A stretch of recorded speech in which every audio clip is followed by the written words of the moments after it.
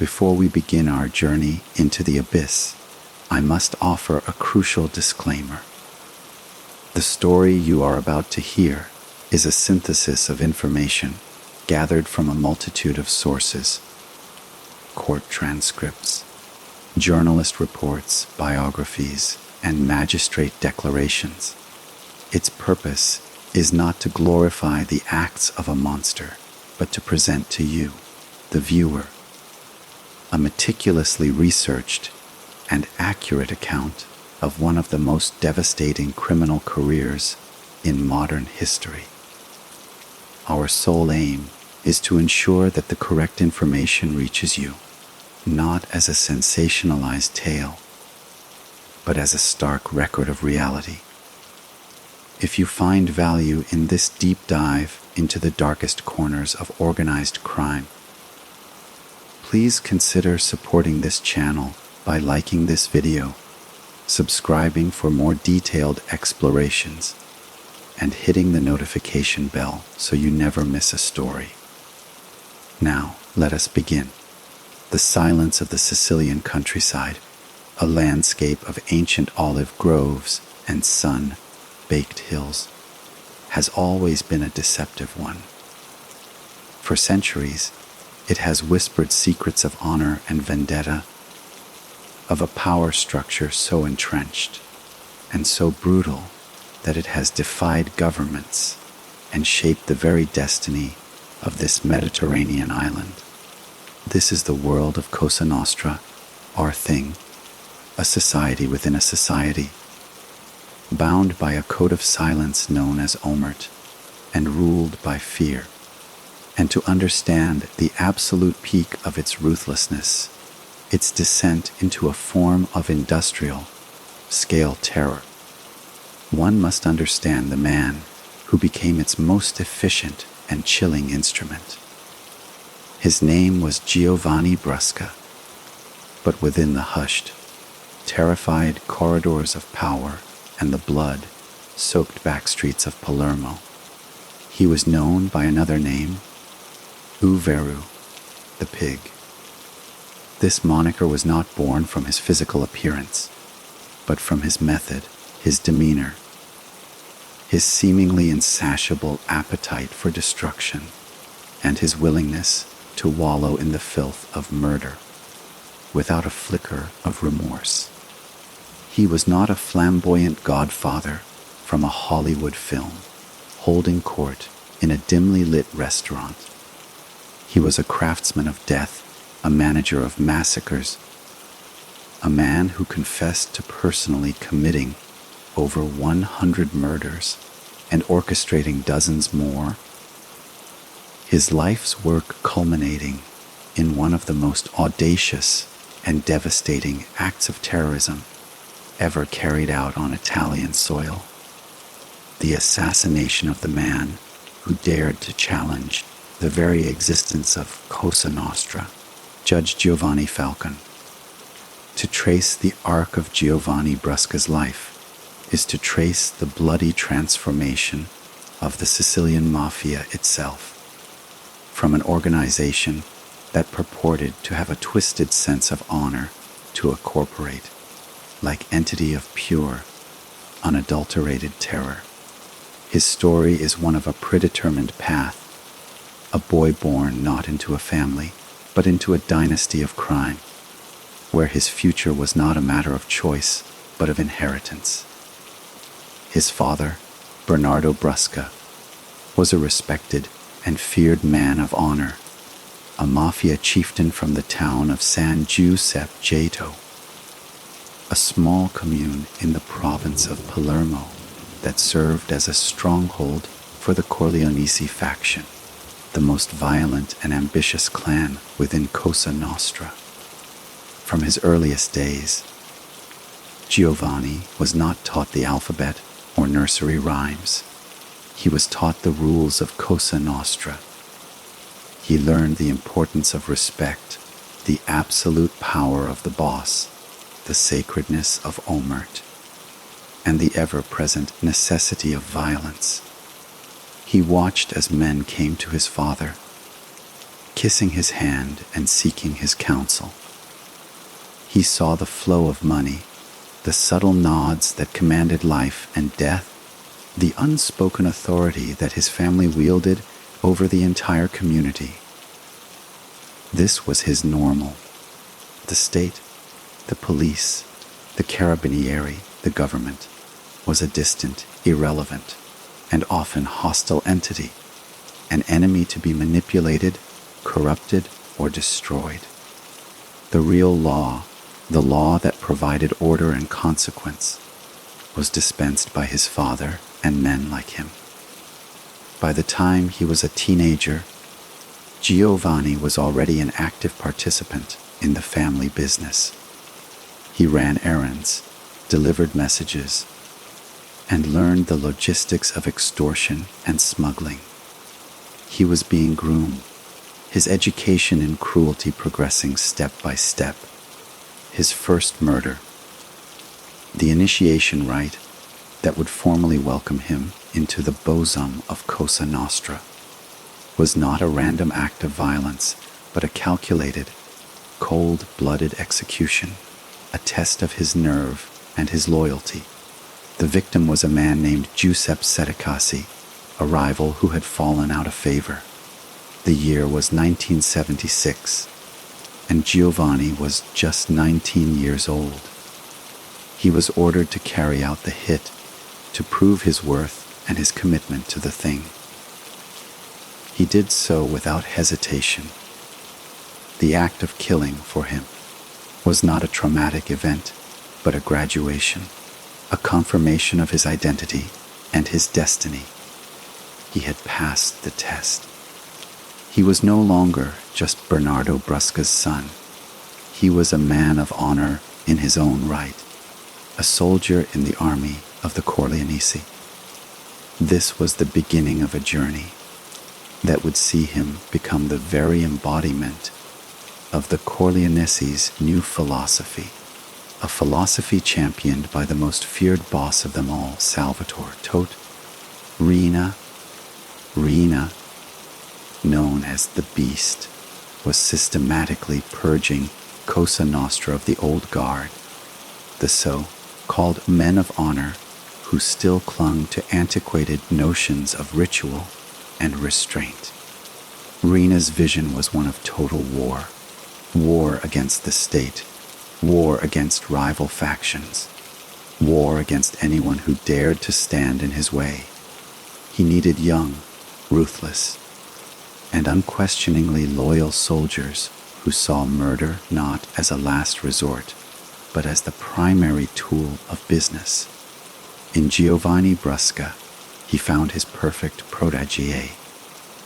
The ascent of Giovanni Brusca within the meticulously ordered, yet brutally chaotic, hierarchy of Cosa Nostra was not a product of chance or mere nepotism. It was a deliberate and merit-based rise, where his merits were measured in blood, loyalty, and a chilling capacity for logistical precision. The era was the late 1970s and early 1980s, a period known as the Great Mafia War, a bloody schism that pitted the traditional Palermo families against the rising, ferociously ambitious Corleonesi faction led by Tote Riina. This was not a war fought on distant battlefields, but in the narrow vicoli of Palermo's old town, in the quiet suburbs, and in the treacherous social clubs where a handshake could be a death sentence. For Brusca, this war was his university, and Riina was his chancellor. He distinguished himself not through flamboyant displays of power, but through a quiet, methodical, and utterly reliable ruthlessness. While others might have been prone to fits of passion or hesitation, Brusca approached murder as a business problem to be solved. He was a manager of violence, understanding that for an organization to thrive, its enforcement arm needed to be as efficient and dispassionate as its accounting department. He became a key soldier in the Corleoneses death squad, a mobile unit tasked with systematically eliminating members of the rival factions. His reputation grew with each body that fell. He was known for his patience, for his ability to stalk a target for days or weeks, learning their routines, their vulnerabilities, waiting for the perfect moment to strike. He was also an innovator in the tools of his trade. While the lupara, the sawn-off shotgun, was the traditional symbol of Mafia power, Brusca embraced technology. He became a master of explosives, understanding the psychological and physical impact of a bomb compared to a simple shooting. A bomb was impersonal. It could be detonated from a distance. It could cause mass casualties, and it sent a message of overwhelming, indiscriminate power. It was the perfect weapon for the new era of terror that Rina was ushering in. This expertise did not go unnoticed. Rina, a man who trusted almost no one, began to place immense trust in the young Brusca from San Giuseppe Jato. He was given more responsibility, put in charge of more complex operations, and brought into the inner circle of planning. It was during this time that Brusca solidified his philosophy, one that would define his entire criminal career. There were no innocent bystanders.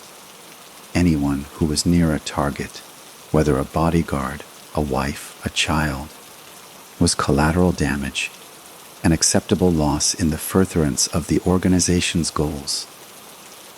This moral vacuum, this absolute detachment from any semblance of humanity, is what truly earned him the nickname Veru, the pig.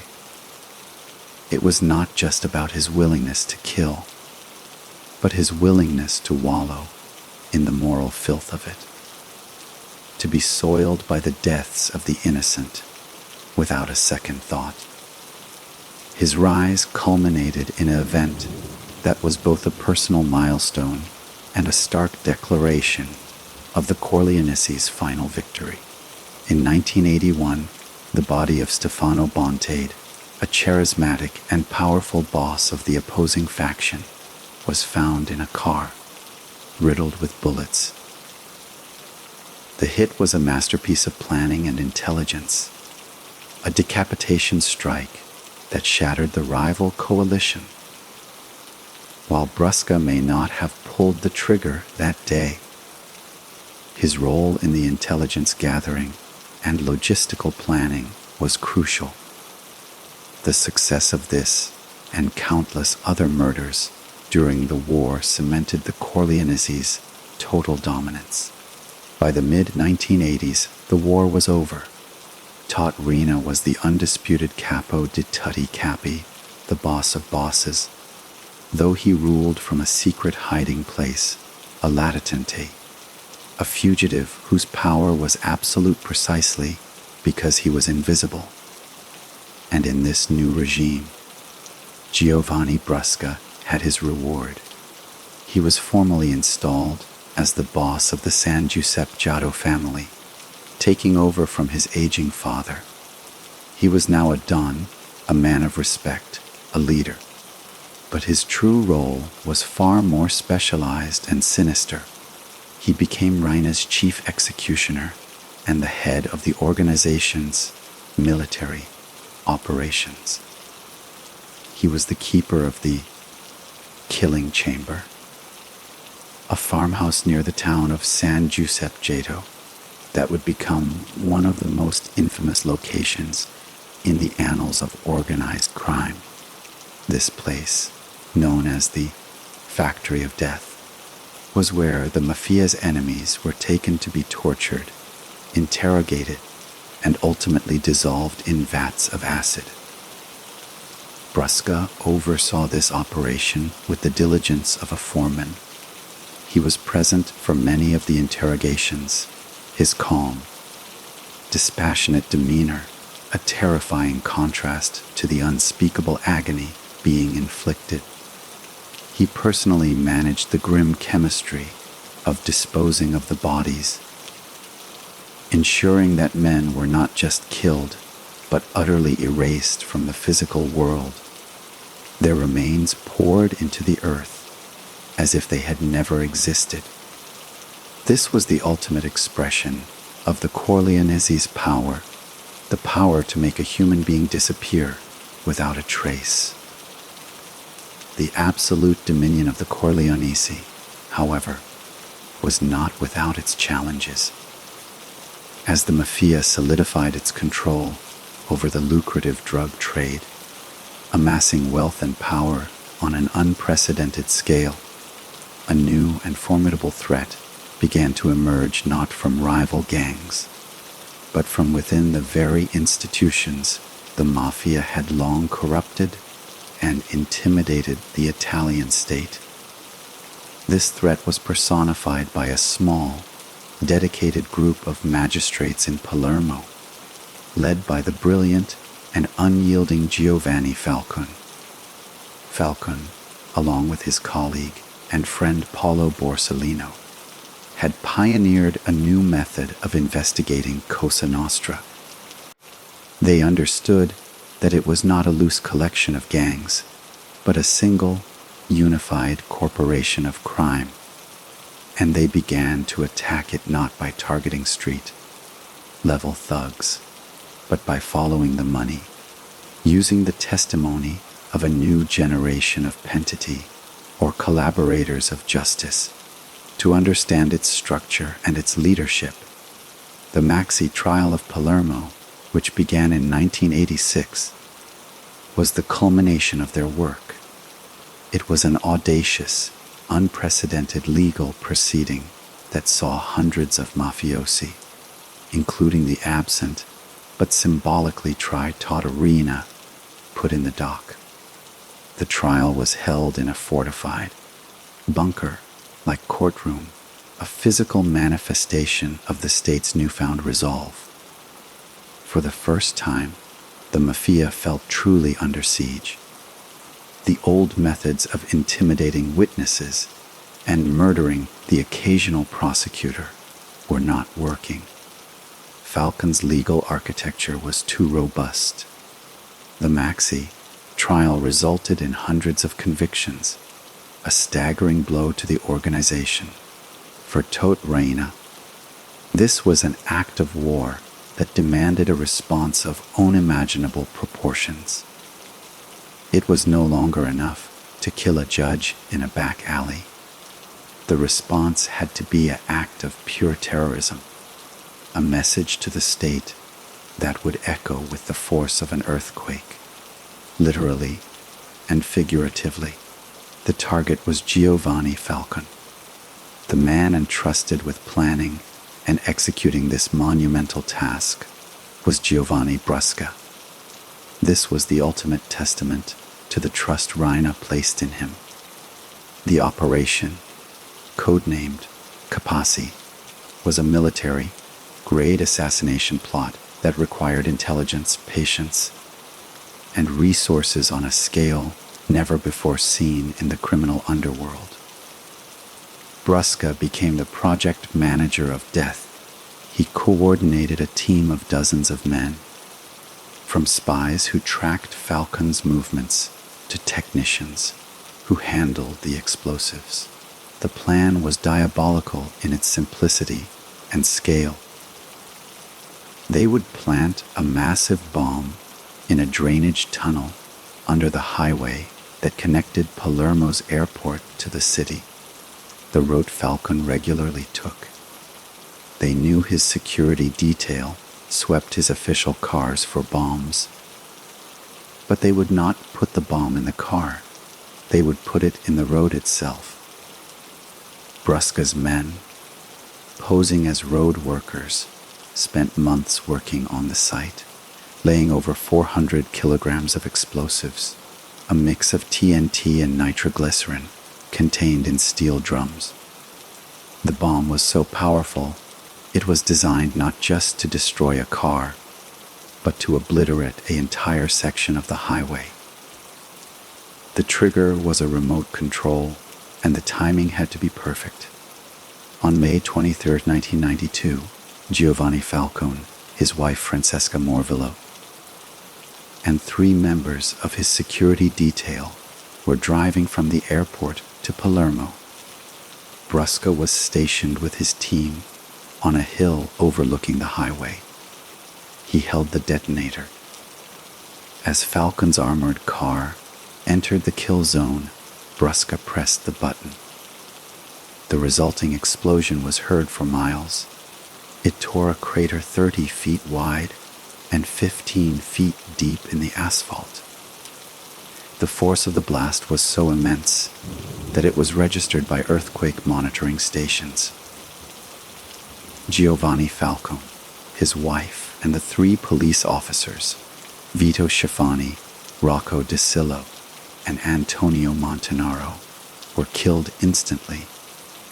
The images of the devastation, the torn and smoldering highway, shocked Italy and the world. It was not a murder. It was an act of war declared by Cosa Nostra against the Italian Republic. For Brusca, it was his masterpiece. He had successfully carried out the most high-profile assassination in modern Italian history.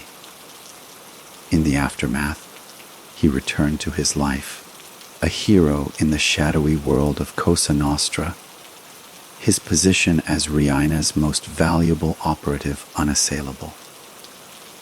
He had delivered the ultimate message: no one, not even the state's most celebrated hero, was beyond their reach. The killing was meant to be a definitive end to the state's challenge. But the effect was the exact opposite: the brutal murder of Falcone and the subsequent killing of Paolo Borsellino just 2 months later in a similar car bomb attack galvanized the Italian public and the state apparatus in a way that no previous mafia crime had. The period of mourning turned into a period of furious resolve. The police and carabinieri launched a massive manhunt, and this time they were coming not just for the soldiers, but for the king. The cataclysmic shockwaves from the Capaci bombing did not subside into a fearful silence as Riina and Giovanni Brusca had anticipated. Instead, they solidified into an unbreakable wall of public outrage and institutional resolve. The Italian state, for so long a fragmented and often compromised entity in the face of Cosa Nostra, found a unified purpose in its grief and fury. The murders of Falcone and Borsellino were not seen as a demonstration of Mafia power, but as the desperate, overreaching acts of a cornered beast. The government passed draconian new anti-Mafia laws, granting prosecutors wider powers, enhancing the protection program for pentiti, and establishing a national anti-Mafia directorate that would ensure a coordinated, military-style response. The net, woven with threads of vengeance and a newfound courage, began to tighten around the highest echelons of the organization. The first and most pivotal blow came on January 15, 1993, a little over 7 months after the Capaci massacre. After 23 years as a fugitive, the seemingly mythical and untouchable Tot, Riina, was arrested by a special unit of the Carabinieri while driving in Palermo. The arrest was a stunning, seismic event that shattered the myth of the Corleoneses' invincibility. For Giovanni Brusca, watching from the shadows, it was a moment of profound crisis. His mentor, his protector, the sun around which his entire criminal universe orbited, had been abruptly extinguished. The arrest sent the entire organization into a state of paranoid chaos, with every boss questioning who would be next and, more terrifyingly, who had provided the information that led to the capture of the boss of bosses.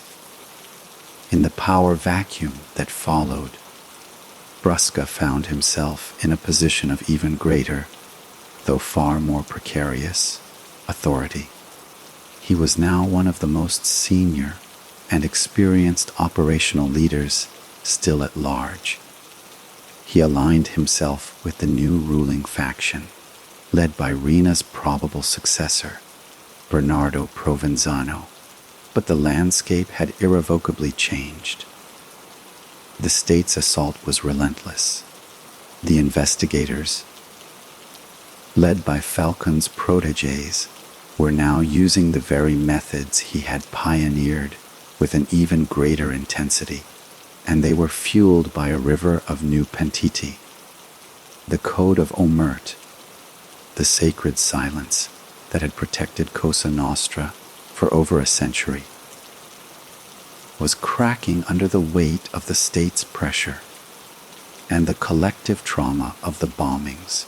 Dozens of mafiosi, faced with life sentences under the harsh new 41 bis prison regime, a form of isolation designed to break all contact with the outside world, began to reconsider their loyalties.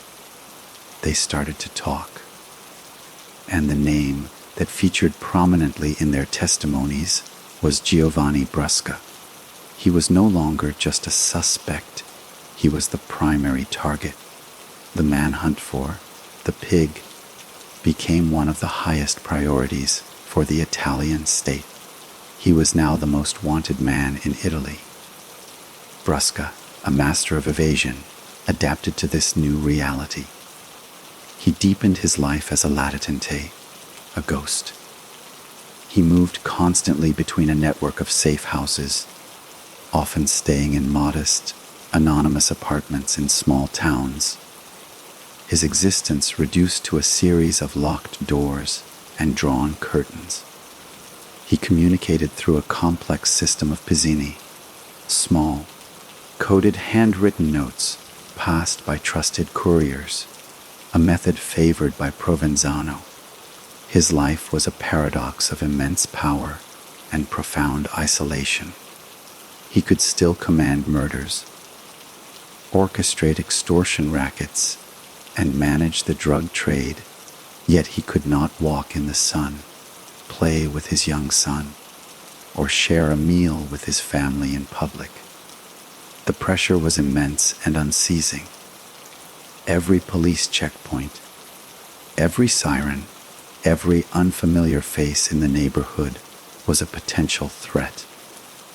The state was methodically dismantling his world, arresting his lieutenants, seizing his assets, and turning his closest associates into potential informants. The once impregnable fortress of Cosa Nostra was being taken apart, brick by brick. For a man like Brusca, who had lived his entire life with a sense of invulnerability and absolute control, this constant state of siege and the gradual erosion of his power must have been a form of psychological torture. He was a master of imposing fear, but now he was living it. The turning point, the moment the hunter finally closed the trap, came from a combination of high-tech surveillance and old-fashioned police work. For months, investigators had been focusing on his family, knowing that even the most hardened fugitive maintained some contact with his loved ones. They zeroed in on his wife, Lilia, and their young son, who was living with his grandparents. They noticed patterns, subtle movements, and financial flows that suggested Brusca was not far. On the morning of May 20th, 1996, in a small, unassuming farmhouse near the town of Agrigento, the culmination of a 4 year manhunt finally occurred. A special task force of the Carabinieri, acting on a precise tip off, stormed the building. Brusca was caught completely by surprise.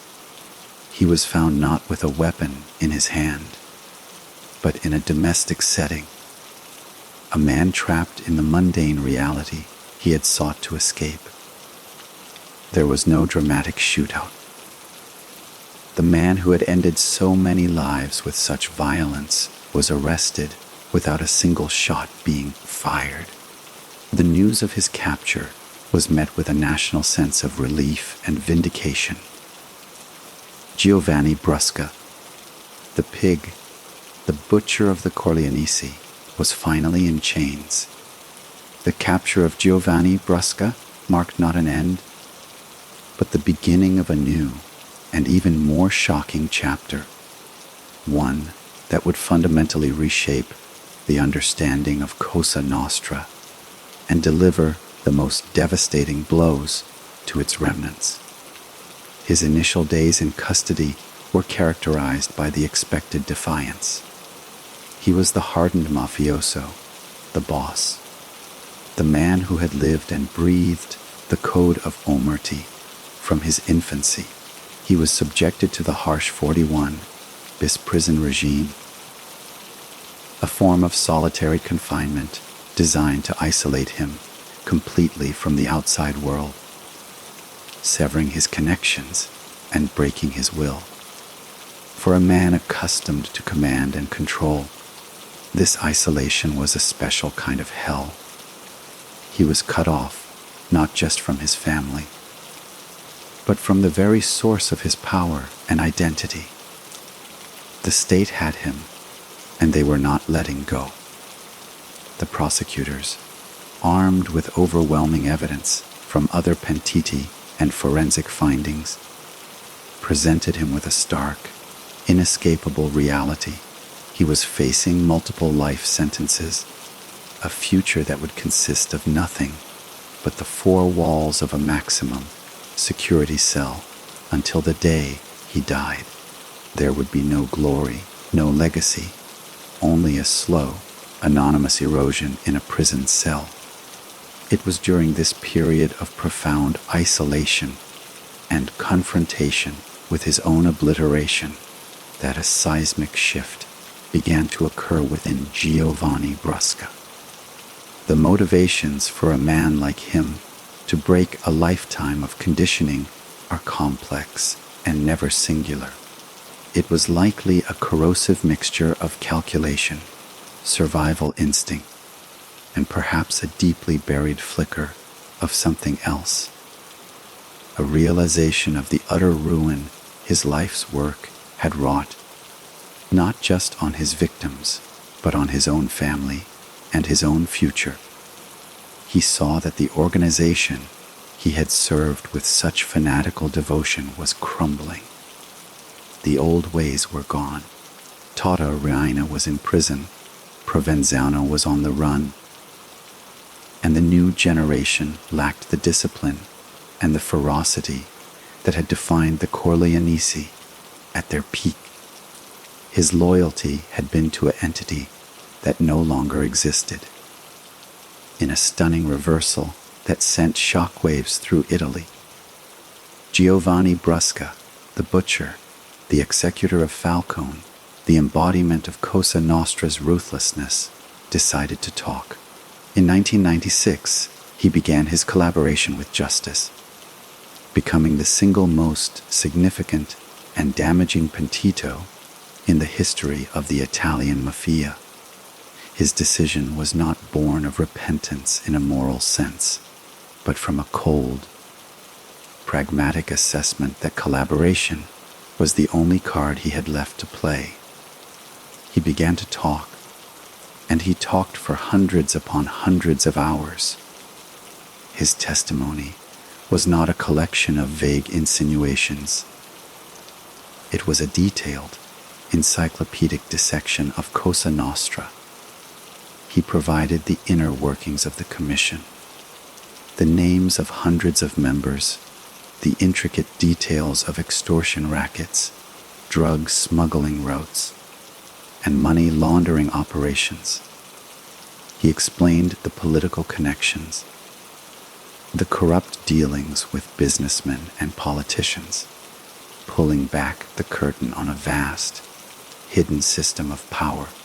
But most devastatingly, he provided minute-by-minute accounts of the murders, confirming the roles of others and admitting his own with a chilling matter-of-fact detachment. He described the planning of the Kapasi bombing in exhaustive detail, from the initial order from Raina to the final press of the detonator. He confessed to the murder of the 11-year-old Giuseppe Di Matteo, describing how they strangled the boy and dissolved his body in acid, a crime that had horrified the nation. He admitted to personally committing between 100 and 200 murders.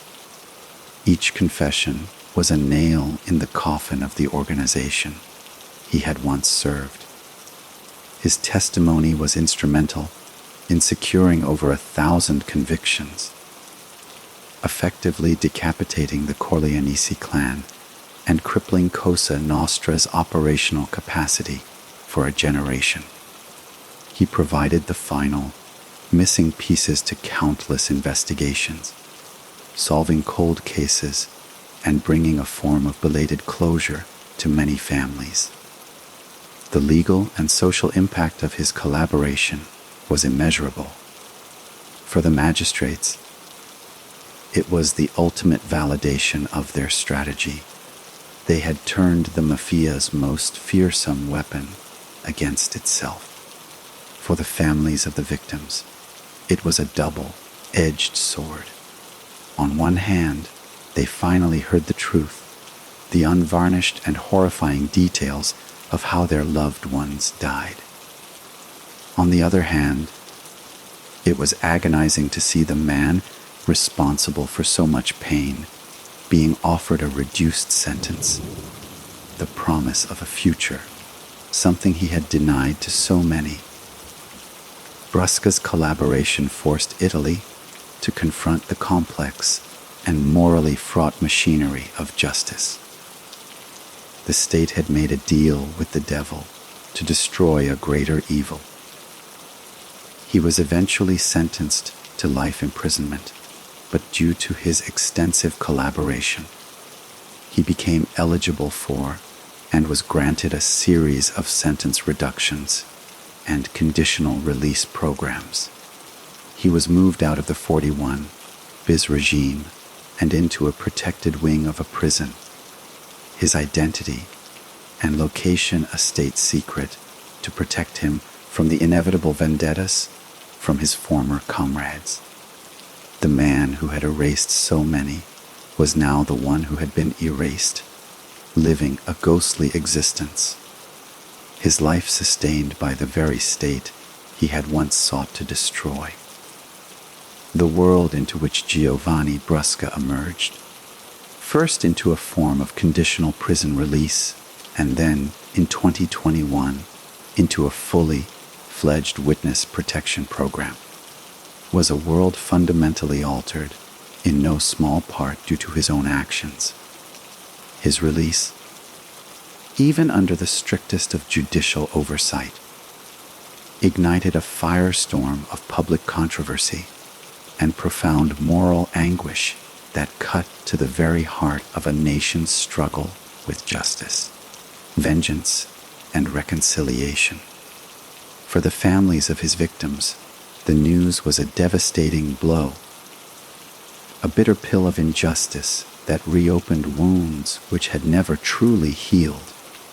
How could the man who admitted to squeezing the life out of an 11-year-old boy, who detonated the bomb that killed Giovanni Falcone and his escorts, who dissolved human beings in acid, be allowed to walk free, even under constraints? The Di Matteo family, in particular, became a vocal and heartbreaking symbol of this outrage, their grief a permanent indictment of a legal system that could trade the full weight of punishment for the cold currency of information. For them, and for many Italians, Brusca's freedom was not a victory for justice, but its failure, a betrayal of the memory of the fallen. This public outcry was a powerful testament to the raw, unhealed nerve that the Mafia's crimes had left on the national psyche.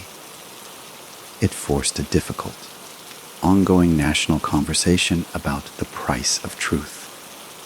Was the detailed, factual truth of how these atrocities were planned and executed worth the moral cost of offering leniency to their primary architect? The state's position, defended by the magistrates who had worked with him, was that without the cooperation of high-level pentiti like Brusca, Tommaso Buscetta, and Salvatore Contorno, Cosa Nostra would never have been dealt such a crippling blow. They argued that the hundreds of convictions, the prevention of future murders, and the dismantling of a terrorist organization represented a greater good, a painful but necessary compromise for the survival of the Republic itself. Brusca, in this cold calculus, was a weapon that had been turned against its creators, and the price for using that weapon was a form of clemency. His life in witness protection is the final, surreal act in his long and bloody drama. He is a ghost, a non-person, living under a new identity in a secret location, constantly looking over his shoulder, not for the police, but for the long arm of a vendetta from his former associates. He is free, yet he is perhaps in a prison of his own making, a gilded cage of paranoia and isolation. His existence now stands as the ultimate paradox. The butcher who became the savior of the state's case against the Mafia, the man who upheld Omert with fanatical devotion, who then became its most voluble violator, the symbol of Cosa Nostra's power, who became the instrument of its decline. His story is not one of redemption, for it is difficult to ascribe such a spiritual concept to a man who has shown little public remorse for the suffering he caused. His was a transactional betrayal, a business decision made when the walls closed in. Yet, the consequences of that decision have been monumental. The Cosa Nostra of today is a shadow of the organization he served. It is less political, more focused on business and international drug trafficking, forced into a lower profile by the relentless legal pressure and the broken code of silence. The era of the spectacular massacres, of the open war against the state, ended with the capture and collaboration of men like Brusca. His legacy is thus irrevocably double-edged. He is both one of the greatest monsters in the history of Italian crime and one of the most effective agents of its destruction. He embodies the terrifying truth that sometimes, to defeat a monster, one must make a pact with the devil and live forever with the disquieting consequences of that pact. The final image we are left with is not of a powerful boss, but of an aging, anonymous man, his past a heavy, secret burden, his future a closely guarded secret, a living testament to the fact that in the long, grim battle between the state and organized crime, there are no clean victories, only ambiguous and costly armistices, purchased with the currency of unimaginable truths and unbearable compromises. To truly comprehend the enigma of Giovanni Brusca, one must venture beyond the chronological timeline of his crimes and his collaboration and into the murky depths of the psychology that enabled such existence.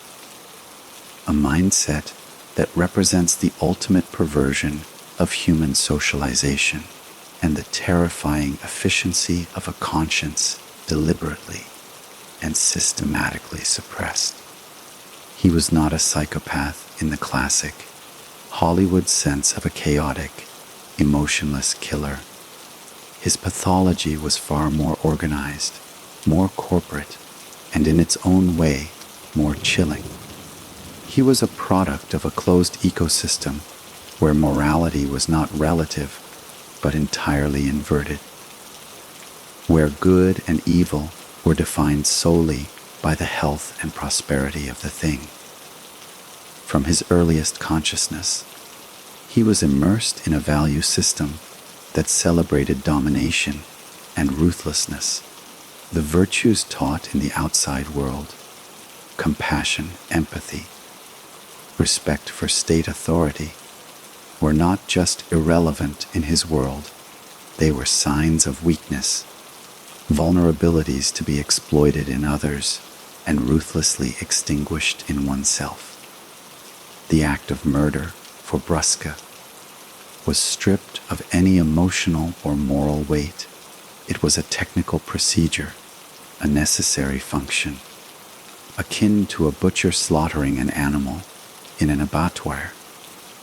There was no hatred for his victims, nor was there any pleasure. There was only the cold satisfaction of a task completed correctly, a problem efficiently solved.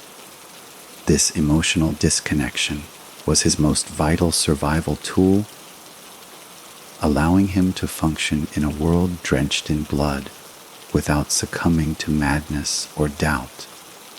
His loyalty was not to individuals, but to the abstract concept of Cosa Nostra as an ultimate authority, a higher calling that justified any and all actions. This explains his ability to serve taut Riina with such devotion, and then, once Riina was captured and the organization began to fracture, to transfer his collaboration to the state with the same dispassionate pragmatism. The entity he had pledged his life to was no longer the powerful, victorious army he had joined. It was a losing concern, and his survival instinct dictated a change of allegiance. This was not betrayal in an emotional sense. It was a strategic recalibration. When he confessed to the murder of Giuseppe Di Matteo, he did so with the same clinical detail he might use to describe the mechanics of a car engine. The horror of the act, luring the child under false pretenses, holding him captive for over 2 years, strangling him when his utility expired, and dissolving his body, was, in his narration, a simple sequence of cause and effect. The boy's father had become a pentito. The boy was kidnapped to force the father to retract his testimony. When the strategy failed, the boy was eliminated to erase the evidence and serve as a warning. In Brusca's moral calculus, it was logical. The absence of any visible remorse during his testimonies was not him being defiant. It was a reflection of an inner landscape where such a feeling simply had no soil in which to grow. This raises the haunting question of nature versus nurture. Was Giovanni Brusca born with a capacity for such extreme violence, or was he meticulously crafted into a monster by his environment?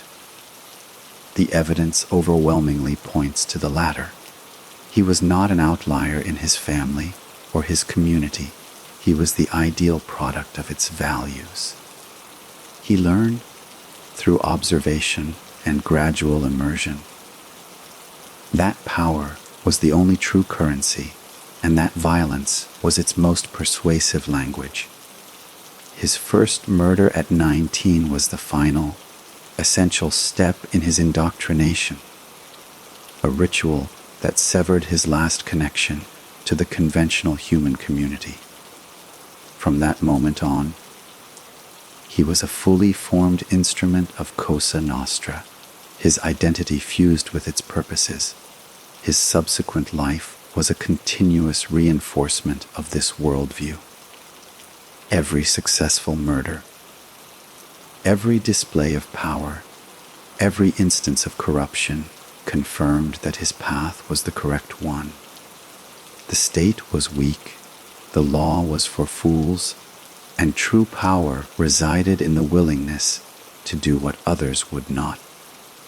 This insulated reality began to crack only when the state's power became personal, immediate, and inescapable, when he was captured and faced with the absolute nullity of a life spent in the 41 bis regime.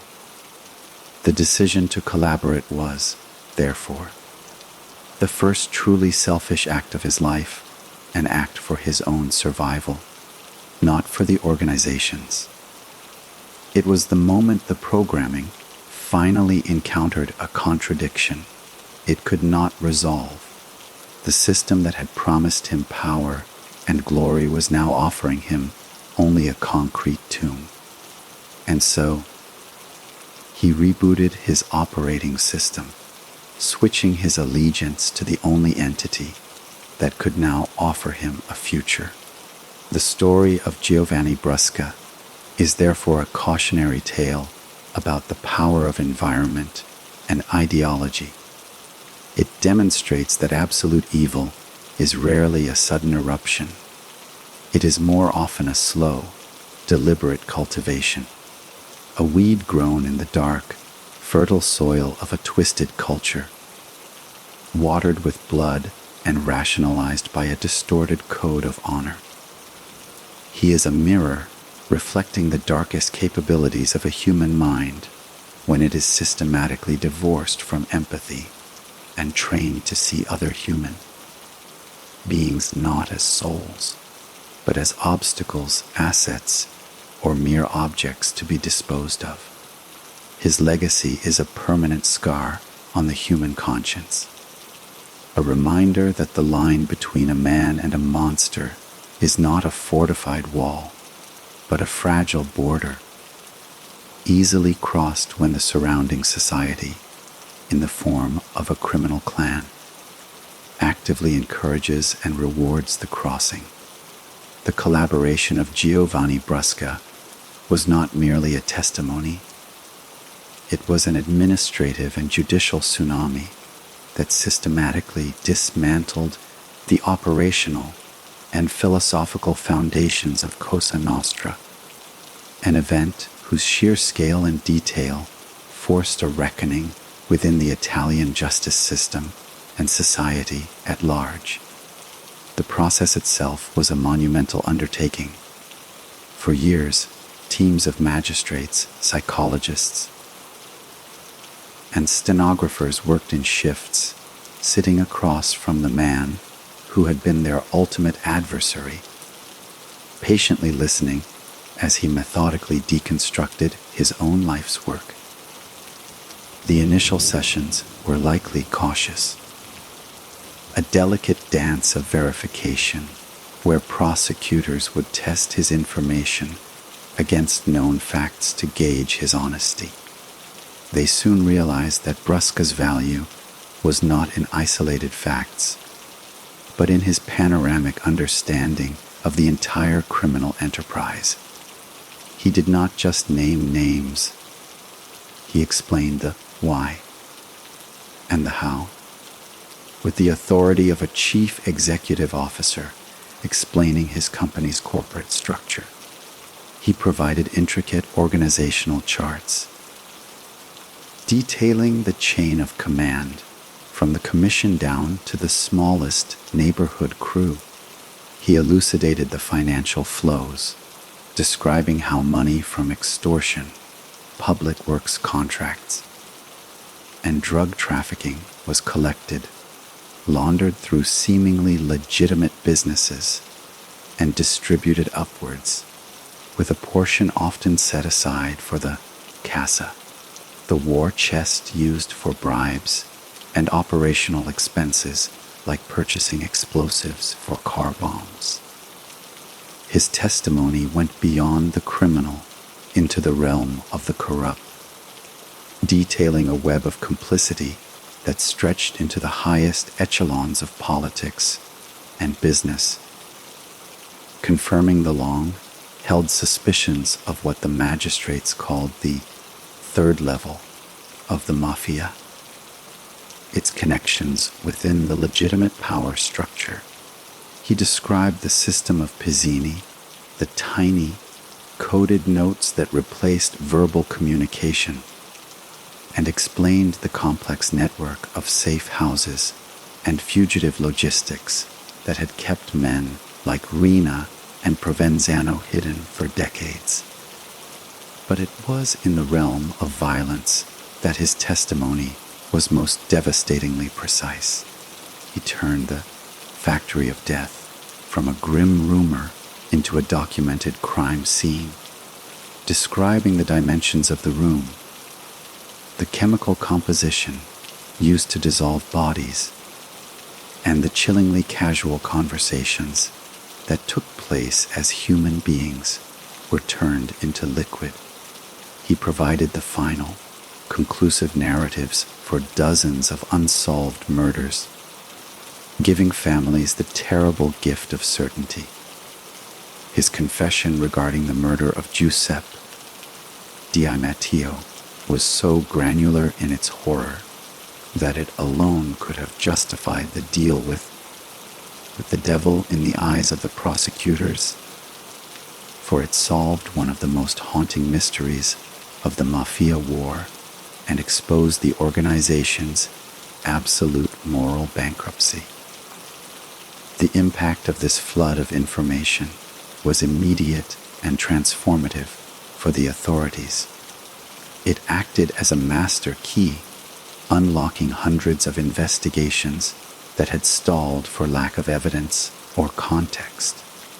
His words allowed magistrates to connect disparate crimes, seeing the larger pattern of a single, coordinated strategy directed from the top. It led to the arrests of corrupt politicians, complicit businessmen, and mafiosi who believed they had escaped justice. Perhaps most importantly, it validated and gave context to the testimonies of earlier, lower-level pentiti, creating an irrefutable, multi-layered historical record of Cosa Nostra's reign of terror. For the mafiosi still at large or in prison, Brusca's betrayal was an existential catastrophe. It was one thing for a soldier to break omert, but for a boss of his stature, a man who had been at the very heart of the Corleonesi's most secret operations. To do so was an unthinkable act that shattered the myth of internal loyalty and invincibility. It created a pervasive climate of paranoia and suspicion from which the organization has never fully recovered. The code of silence was revealed to be a fragile facade, a discipline that could collapse under the pressure of a life sentence. His collaboration fundamentally altered the strategy of the anti-mafia prosecutors. They were no longer just building cases. They were writing the definitive history of a criminal regime, with Brusca as their primary source. This vast archive of evidence did not just put criminals in jail. It served a crucial sociological and historical purpose. It provided the Italian people with an unvarnished, authoritative account of the forces that had terrorized them for decades, demystifying the Mafia and stripping it of any lingering romanticism. The monster was brought into the light, and in that light, it was revealed to be not a noble society of men of honor, but a cynical, greedy, and savagely brutal corporation. The act of listening to Brusca describe, in his flat, unemotional tone, the dissolution of a child's body in acid did more to destroy the Mafia's cultural power than 1,000 police raids. It was a national exorcism, a painful but necessary process of confronting the full, horrifying truth. Giovanni Brusca, the architect of so much silence through fear, became, through his collaboration, the source of the most deafening and revealing noise, a noise that continues to echo through the courtrooms and the collective memory of Italy, ensuring that the truth, in all its terrible detail, would never again be silenced. The sheer, overwhelming volume of truth that Giovanni Brusca delivered, however, forced Italian society to confront a moral dilemma of almost paralyzing complexity, one that continues to resonate in legal and ethical debates to this day. The central, agonizing question is this: can justice ever truly be served when its most crucial architect is also one of its most heinous perpetrators? The deal offered to Brusca, a reduction of his life sentence in exchange for his collaboration, was, from a purely utilitarian perspective, an undeniable success. The hundreds of convictions, the dismantling of criminal networks, the prevention of future crimes, and the profound catharsis of solved mysteries represent a greater good that arguably outweighed the cost of his relative freedom.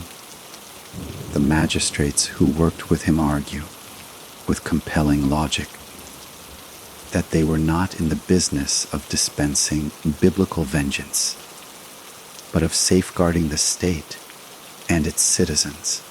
From this vantage point, Brusca was a unique and indispensable resource, a weapon of such strategic value that its deployment justified any moral compromise.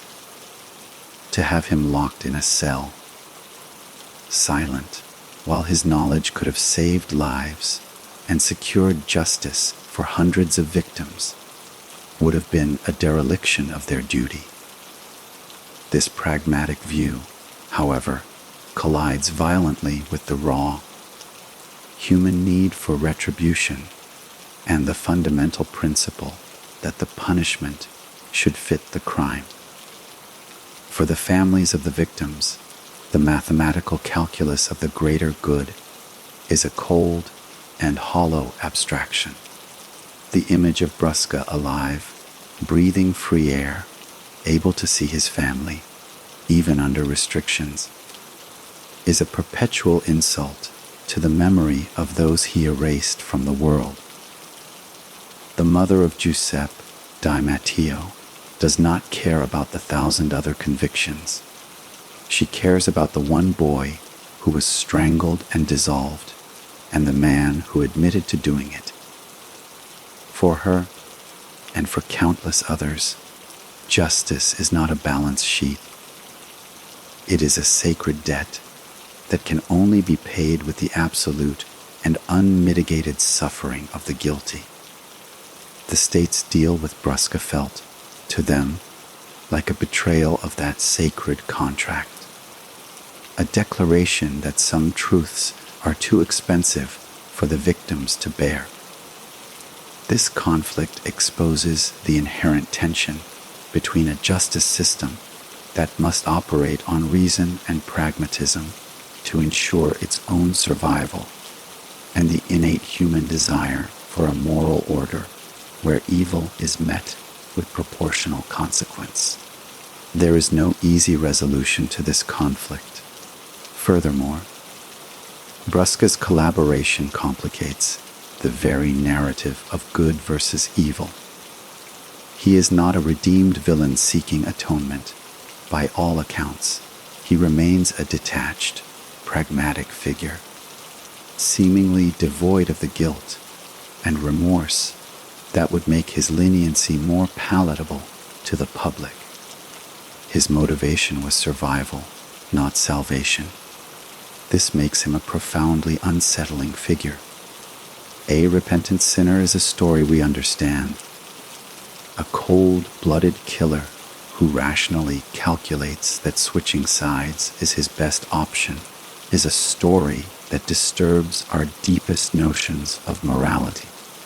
It suggests that the world is not a stage for moral dramas, but a ruthless marketplace where even conscience is a negotiable commodity. His entire life story, from his rise to his fall, is a testament to this chilling pragmatism.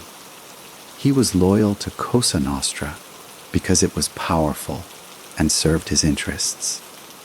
He betrayed it when it became weak and threatened his existence. His consistency is not in his morals, but in his unwavering commitment to his own survival and advantage. This makes him a far more terrifying and realistic monster than any fictional psychopath, for he demonstrates that extreme evil can coexist with rational, even brilliant, strategic thought. The legacy of his collaboration, therefore, is a permanently stained victory. Italy is undeniably safer and more just for the information he provided. The Mafia was dealt a blow from which it has never fully recovered. Yet, this victory leaves a bitter aftertaste, a moral hangover that questions the price of such success. It forces us to acknowledge that in the real world, the battle against absolute evil is not a clean, heroic saga, but a dirty, morally ambiguous war where the lines between hero and collaborator, justice and compromise, are often blurred beyond recognition. The story of Giovanni Brusca does not end with a satisfying sense of closure, but with a lingering, uncomfortable question. In defeating a monster, how much of our own humanity are we willing to sacrifice? And what does that sacrifice ultimately cost us as a society? The ghost of the pig walks among us not as a defeated foe, but as a permanent, troubling symbol of this unanswerable dilemma. To fully grasp the environment that produced a Giovanni Brusca and to understand why his betrayal was so cataclysmic, one must journey deeper into the specific social and economic fabric of rural Sicily, particularly the world of San Giuseppe and the rise of the Corleonesi faction, for Brusca was not an anomaly, but rather the perfect, logical endpoint of a specific cultural and criminal evolution. The Sicilian Mafia did not originate as a simple criminal gang. It was born from a vacuum of power and a deep-seated distrust of the state, positioning itself as a parallel government that offered protection, dispute resolution, and a perverted form of order in a land historically neglected by distant rulers. For generations, the Mafia embedded itself in the social and economic life of the island. Its members often viewed not as mere criminals, but as men of respect, figures of authority who could get things done where the official government could not. This historical context is crucial, for it explains the initial social license the Mafia operated under. However, the rise of the Corleonesi, emanating from the inland town of Corleone, represented a violent and radical rupture from this older model. The Corleonesi, under the leadership of Luciano Liggio and later taught Rina, were not from the sophisticated capital of Palermo, They were from the harsh, impoverished interior, and they brought with them a peasant mentality that was far more brutal, insular, and ruthless. They viewed the traditional Palermo families as weak, decadent, and too concerned with a facade of respectability. The Corleoneses' philosophy was one of total domination, achieved through absolute terror. They did not seek to be one power among many. They sought to be the only power. This is the world Giovanni Brusca was born into in 1957. His hometown, San Giuseppe Jato, was a strategic stronghold for the Corleonesi, a place where their control was total and unchallenged. In this microcosm, the Corleonesi were not a criminal organization. They were the government, the economy, and the social hierarchy. Brusca's father, Bernardo, was a lieutenant in this regime, meaning that from his first moments of awareness, Giovanni understood that power, respect, and wealth flowed not from Rome or Palermo, but from the local Mafia family. The state was an abstract, hostile entity represented by the occasional police patrol, an entity to be deceived and defied. The real, tangible power was his father's. This environment normalized extreme violence from a terrifyingly young age. A child in San Giuseppe Jato would not hear fairy tales. He would hear whispered stories of vendettas, of men who disappeared for speaking out of turn, of the absolute authority of the local boss. By the time a boy like Giovanni was a teenager, the path before him was not a choice, but an expectation. To refuse the family business was not an act of rebellion. It was an act of treason against his family, his community, and the only power structure he had ever known. It would have meant social and likely physical annihilation. His initiation murder at 19 was therefore the final, logical step in a lifelong indoctrination. It was the rite of passage that cemented his membership, not just in a gang, but in a society, granting him status, identity, and purpose. Within the Corleoneses' value system, he was not a monster. He was a successful and respected young man, a rising star. His subsequent career, his efficiency, his calm demeanor under pressure, his mastery of logistics was a testament to his talent and dedication within this twisted framework. He was the ideal corporate man, climbing the ladder of a multinational corporation whose business was murder and extortion. The bombings, the massacres, the use of acid to dissolve bodies, these were not the acts of a madman, but the calculated tactics of a corporate strategy designed to maximize terror and eliminate competition. When he detonated the bomb that killed Giovanni Falcone, he was not committing a senseless act of violence. He was executing a key strategic objective handed down from the CEO, Todd Reina. He was, in the context of his world, doing his job and doing it with flawless precision. This is why his collaboration years later was so much more than a simple betrayal. It was not just a man breaking a code. It was a fundamental repudiation of the entire universe that had created him. It was a declaration that the system he had killed for, the society he had helped build, was no longer worth his loyalty. His decision to talk was the ultimate proof that the Corleoneses project, based entirely on fear and violence, contained the seeds of its own destruction. When the state's fear finally surpassed the Mafia's fear, the entire structure began to crumble from within. Brusca's story, therefore, is the story of this entire ecosystem, its rise, its brutal peak, and its eventual internal collapse, all personified in one man.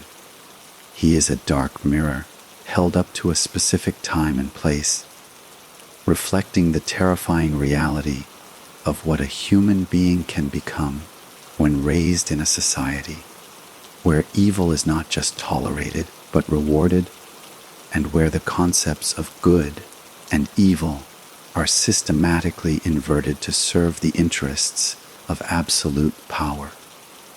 The logistical and operational mechanics of Giovanni Brusca's reign, particularly during the peak years of the Corleonesi War against the state, reveal an organization that had evolved into a sophisticated, albeit savage, criminal enterprise, one that mirrored the structure and efficiency of a modern corporation or intelligence agency. To view Brusca merely as a hitman is to vastly underestimate his role. He was a director of operations, a master of planning, logistics, and human resources, whose portfolio included assassination, intimidation, and the systematic dismantling of the state's authority. The planning for the Kapasi bombing alone stands as a chilling testament to this operational sophistication. The operation, codenamed Kapasi, was not a spontaneous act of violence, but a long-term military-grade campaign that unfolded over several months. It required a dedicated team that functioned like a specialized corporate division. There were intelligence gatherers whose sole task was to monitor Giovanni Falcone's movements, documenting his routines, his travel patterns between his home in Palermo and the Punta Resi airport, and the security protocols of his convoy. This intelligence was then analyzed to identify the perfect kill zone, a stretch of highway where the convoy would be vulnerable and the bomb could be placed for maximum effect. Then came the logistics team, which Brusca managed with meticulous attention to detail. This involved acquiring over 400 kilograms of high explosives, a feat that required connections in the international arms market, or the theft from quarries or construction sites. The explosives then had to be transported and stored without attracting attention, a monumental task in itself. The most audacious phase was the installation. Brusca's men, disguised as highway maintenance workers, occupied the site for weeks, excavating a drainage culvert beneath the highway and carefully placing the explosives in 13 steel drums. They worked with such apparent legitimacy that they raised no suspicion from passing motorists or the authorities. The bomb was wired to a sophisticated remote detonation system, requiring a clear line of sight to the highway. On the day of the assassination, Brusca positioned himself with his team on a hill overlooking the site, a commander overseeing his battlefield. He held the detonator, and his decision on when to press the button was the culmination of this vast, coordinated effort. This level of planning was not unique to the Kapasi bombing. It was the standard operating procedure for Brusca's operations. The factory of death, the farmhouse where victims were tortured and dissolved in acid, was another example of this chilling efficiency. The location was chosen for its isolation and its logistical convenience. The acid, typically a mixture of sulfuric and hydrochloric acid, was procured in large quantities. often from industrial suppliers, under false pretenses. The process of dissolving a body was gruesomely technical, requiring specific containers and an understanding of chemistry to ensure complete dissolution. Brusca managed this process like a foreman, ensuring that the evidence was utterly erased. His role also extended to financial operations. He oversaw the system of Pizzini, the tiny, coded notes that became the primary communication method after police wiretaps became more prevalent. He managed the network of safe houses that sheltered fugitives, understanding the need for constant rotation and absolute secrecy. He was involved in the collection of the pizzo, the protection money from businesses, and in the investment of the organization's massive profits from drug trafficking into legitimate fronts. This corporate structure, however, had a fatal flaw. It created a vast network of knowledge and involvement. Dozens of people were aware of or participated in these complex operations, while Omerti kept them silent for a time. It could not withstand the immense pressure applied by the state after the bombings. Every man involved in the Kapasi plot, from the driver who transported the explosives to the lookout who signaled Falcon's approach, became a potential witness. Brusca's own meticulous nature, which made him such an effective operational chief, ultimately created the detailed roadmap that would lead to his downfall and the downfall of hundreds of his associates. His memory was a vast archive of crimes, and when he decided to open that archive to the magistrates, he provided them with a near complete organizational chart and timeline of the Corleoneses' most secret activities. He didn't just say, "We killed Falcon." He explained the procurement of the explosives, the model of the detonator, the shifts of the fake road workers, and the exact words spoken in the planning meetings. This operational detail was what made his collaboration so devastatingly effective. It transformed the state's understanding of the Mafia from a mysterious, shadowy entity into a structured, albeit evil, corporation whose methods could be understood, anticipated, and systematically dismantled. The monster, when placed under the bright light of Brusca's testimony, was revealed to have a precise anatomy, and that anatomy could be taken apart, piece by bloody piece, beyond the operational mechanics of individual crimes.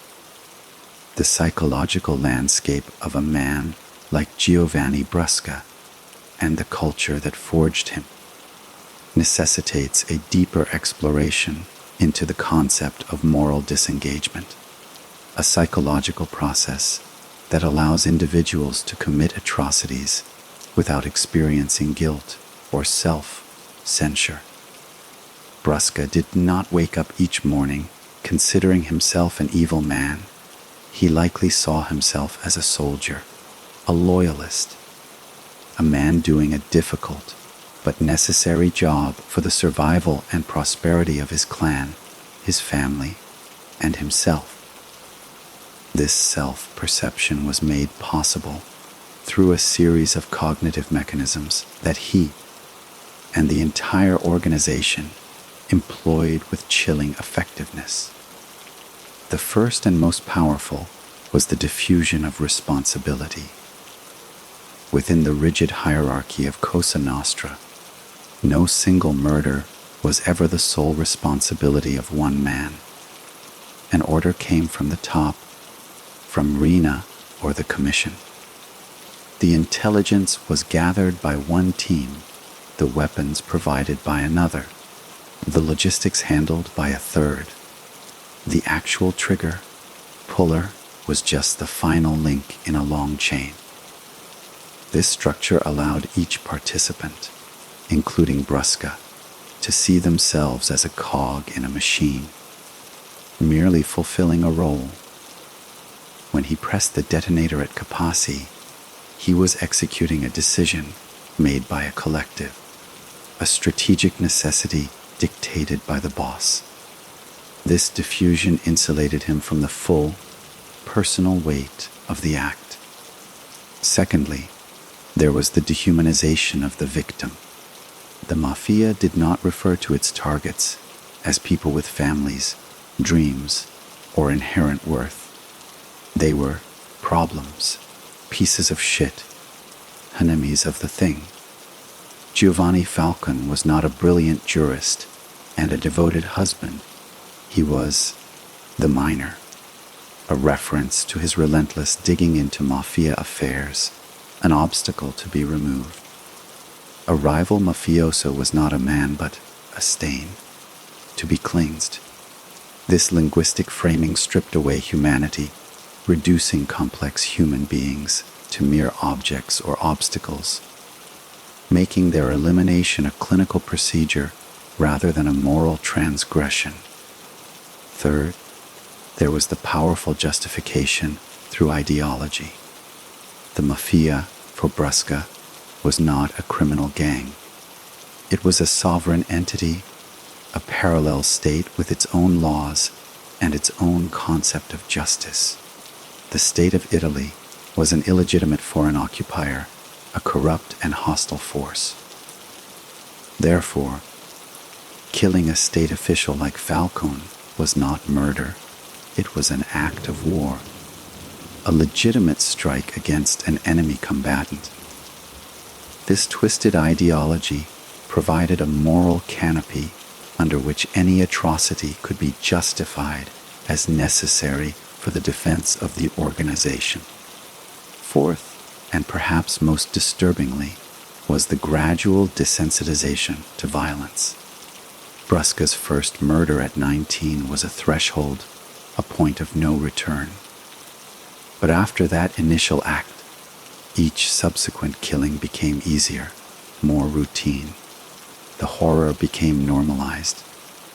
The emotional response numbed through constant repetition. The torture and dissolution of bodies in acid, an act of almost unimaginable cruelty, became a standard operating procedure, a technical problem of waste disposal. This desensitization was actively cultivated by the Corleonesi, who valued cold, dispassionate efficiency over any display of emotion, which was seen as a weakness. Brusca's calm, unemotional demeanor during his confessions is not a performance. It is the reflection of a psyche that has been systematically hollowed out, its empathetic responses cauterized by decades of practiced brutality. This process of moral disengagement was not a personal failing of Brusca alone. It was a cultural artifact, passed down and reinforced by the entire system. Young recruits were not born monsters. They were educated into monstrosity through a gradual, step-by-step process that normalized the abnormal and made the unthinkable routine. They were rewarded for their ruthlessness and punished for any sign of hesitation or compassion. This created a closed, self-reinforcing system where the only way to survive and thrive was to fully embrace this detached, utilitarian worldview. Understanding this psychological architecture is crucial because it demystifies the figure of the mafioso. He is not a different species, a demon from another world. He is a human being whose moral compass has been systematically and deliberately recalibrated to point towards the interests of the organization. This is what makes the Mafia and men like Brusca, so terrifyingly resilient and so deeply insidious. They are not simply criminals. They are the product of a robust, alternative moral universe, one that can replicate itself across generations, turning ordinary boys into unfeeling instruments of death, capable of committing the most heinous acts while maintaining a steadfast belief in their own righteousness and purpose.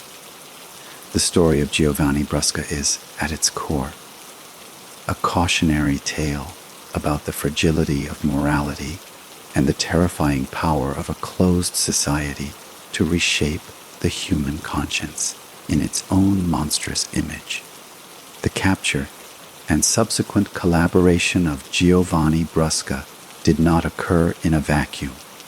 It was the culmination of a seismic shift in Italy's legal and law enforcement strategies, a revolution in methodology that transformed the fight against the Mafia from a sporadic police action into a sustained, intelligence-driven war.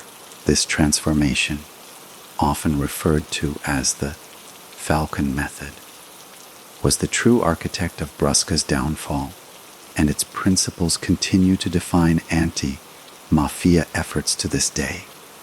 Before this shift, law enforcement approached Cosa Nostra as a series of disconnected crimes, a murder here, an extortion there. Prosecutors would build a case against a single killer or a local boss, but they rarely pierced the veil to understand the organization's national and international structure. The Mafia was a ghost, its leadership protected by layers of secrecy and omerta.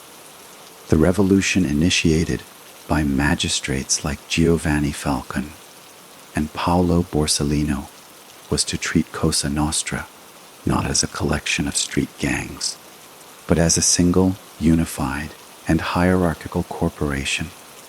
This required a new toolkit.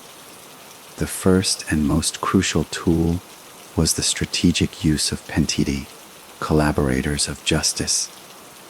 The initial breakthrough came with Tommaso Buscetta, whose testimony in the mid-1980s provided the first comprehensive map of Cosa Nostra's structure, its rules, and its leading figures. Buscetta was the cartographer who drew the first reliable map of the underworld. But while Buscetta provided the structure, it was the next generation of pentiti, men like Brusca, who provided the granular, operational details that allowed the state to dismantle the machine piece by piece. The second tool was the sophisticated use of financial investigation. Falcone and his team were pioneers in following the money, understanding that the Mafia's power was not just in its violence, but in its immense wealth. They began to track the flows of cash from drug trafficking and extortion, seizing assets and crippling the organization's economic engine. This hit the mafiosi where it hurt most, in their wallets, and made the criminal life less profitable and more risky. The third tool was technological and tactical. The police and carabinieri developed advanced electronic surveillance capabilities, planting bugs in social clubs, cars, and even in the countryside where mafiosi met. They employed dedicated, highly trained anti-mafia squads whose sole focus was the pursuit of high-level fugitives. The manhunt for Brusca was a textbook example of this new approach. It was a patient, intelligence-driven operation that involved monitoring his family, analyzing his financial transactions, and deploying undercover agents to infiltrate his support network. They understood that a fugitive of his stature could not survive entirely alone He needed food, communication, and money. By systematically targeting this support structure, they gradually tightened the noose until he had nowhere left to hide. The fourth and final tool, which was solidified after the murders of Falcone and Borsellino, was political will. The public outrage following the Capaci and Via d'Amelio bombings forced the Italian parliament to pass a series of draconian laws that gave prosecutors the weapons they needed. The most important of these was the 41 bis prison regime, which allowed for the strict isolation of convicted mafiosi, severing their ability to communicate with and command their organizations from behind bars. This was a psychological and operational death blow for the Mafia's incarcerated leadership. Another key law strengthened the Witness Protection Program, offering greater security and incentives for pentiti, making the decision to collaborate more feasible for men like Brusca, who feared brutal retaliation. When Brusca was finally captured, he was confronted with the full force of this integrated system. He was placed in 41 bis isolation, cutting him off from the world he had known. The prosecutors presented him with a mountain of evidence gathered through these new methods: wiretaps, financial records, the testimonies of other pentiti. They showed him that the state was no longer a clumsy, corruptible adversary, but a sophisticated, relentless enemy that understood his organization as well as he did. His decision to collaborate was, in many ways, a rational response to this new reality. The old Mafia was losing the war, not because it was less brutal, but because the state had become smarter, more unified, and more determined. The Falcone method had created an environment where the cost of loyalty to Cosa Nostra became unacceptably high, even for its most hardened soldiers. Brusca's collaboration was the ultimate validation of this method. It proved that with the right tools, the right laws, and an unwavering commitment to justice, even the most fortified criminal empire could be penetrated, understood, and systematically taken apart. His testimony was not just a confession. It was the final, detailed audit of a failing criminal corporation, provided by its former chief operating officer.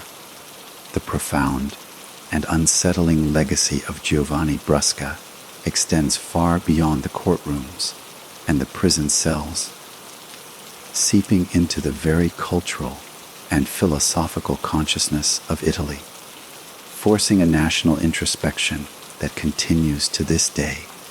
His life and actions, and particularly his decision to collaborate, have become a permanent, painful reference point in discussions about justice, morality, and the nature of evil itself. He is a living Rorschach test, and what one sees in his story often reveals more about the observer's own beliefs than about the man himself. For some, he remains the quintessential monster, a figure of such profound moral corruption that any deal with him is a stain on the soul of the nation. His release from prison, even under strict supervision, is seen as a betrayal of the victims of Capaci, of Giuseppe Di Matteo, and of the countless others whose lives he erased. This perspective holds that certain crimes are so heinous that they place the perpetrator beyond the pale of any negotiation, that there is a moral absolute that should never be compromised, regardless of the potential benefits. from this viewpoint, the state, by offering Brusca a path to a form of freedom, has diminished its own moral authority and devalued the lives of his victims.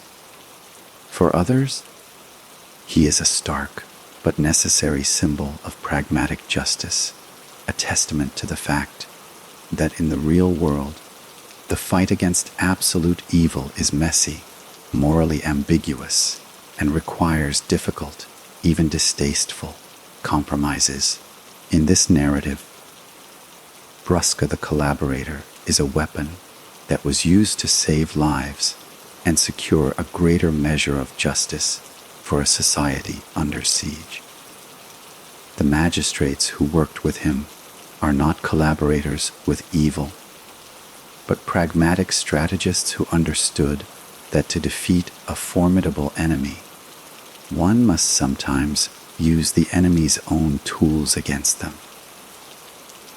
This view prioritizes the collective safety and the systemic dismantling of a criminal power structure over the visceral, human need for retribution against a single individual. Brusca's story also forces a confrontation with the complex nature of truth and reconciliation. His testimony provided an unparalleled, factual record of events, a truth that was necessary for historical clarity and for the closure of countless families. Yet, this truth came without the accompanying element of remorse or moral reckoning that often defines genuine reconciliation. It was a clinical, factual truth, not a healing, emotional one. This has left a void, a sense of incompleteness in the national narrative of the Mafia wars. The story lacks a cathartic ending because the protagonist of this dark chapter has not played the role of the repentant sinner. He remains an enigma, a man who traded information for his freedom, but has never publicly grappled with the moral weight of his actions in a way that society finds satisfactory. Furthermore, his legacy is a cautionary tale about the cyclical nature of violence and the perils of a culture steeped in it. Brusca was a product of a system that glorified violence as a means of conflict resolution and social control. He then became its most proficient executor, perpetuating and intensifying that cycle. His collaboration, while dealing a massive blow to that system, was itself an act of violence against the code he once swore to uphold, a betrayal that itself will beget its own legacy of vendetta and resentment within the remnants of the criminal world. He is both a symptom and a cause of the violent ecosystem that created him. In the end, Giovanni Brusca does not offer any easy answers. He is a walking contradiction, a living paradox. He is a man who built his life on loyalty and then committed the ultimate act of betrayal. He is a destroyer of families who now lives in secret to protect his own. He is a mass murderer who became a guardian of the state's secrets. His existence challenges our deepest need for moral clarity and simple narratives of good and evil. He forces us to live with the uncomfortable reality that in the shadows where the state and organized crime do battle, the heroes are not always pure, the villains are not always simple, and justice is not always a clear and triumphant victory, but often a messy, costly, and morally complicated armistice. The ghost of the pig will forever haunt Italy, not as a defeated foe, but as a permanent, troubling question mark on its soul. A reminder that the most difficult battles are not just those fought with guns and bombs, but those fought within the human conscience itself. to project the story of Giovanni Brusca forward, to consider his existence in the present day and the future legacy he leaves behind, is to grapple with a narrative that refuses to conform to any conventional arc of crime and punishment. He is not safely confined in the annals of history. He is a living man, breathing the air of a new century. His past a weight he carries in silence and secrecy. His life now, under the auspices of the Witness Protection Program, is the final, surreal chapter in a saga of extreme contrasts. The man who once commanded life and death from the shadows of the Sicilian countryside now lives in a state of perpetual anonymity, his identity erased, his location a closely guarded state secret. He is a ghost, his freedom entirely contingent on his invisibility. He cannot return to Sicily, cannot visit the graves of his parents, cannot walk through the streets of San Giuseppe, Jado, where his name was once spoken with a mixture of fear and respect. His world has shrunk to a small, anonymous existence, likely in northern Italy or on some other continent, where his neighbors have no knowledge of the monster living in their midst. This existence, while free from prison bars, is a form of confinement in itself. He must live with the constant, gnawing awareness of the vendetta that hangs over him.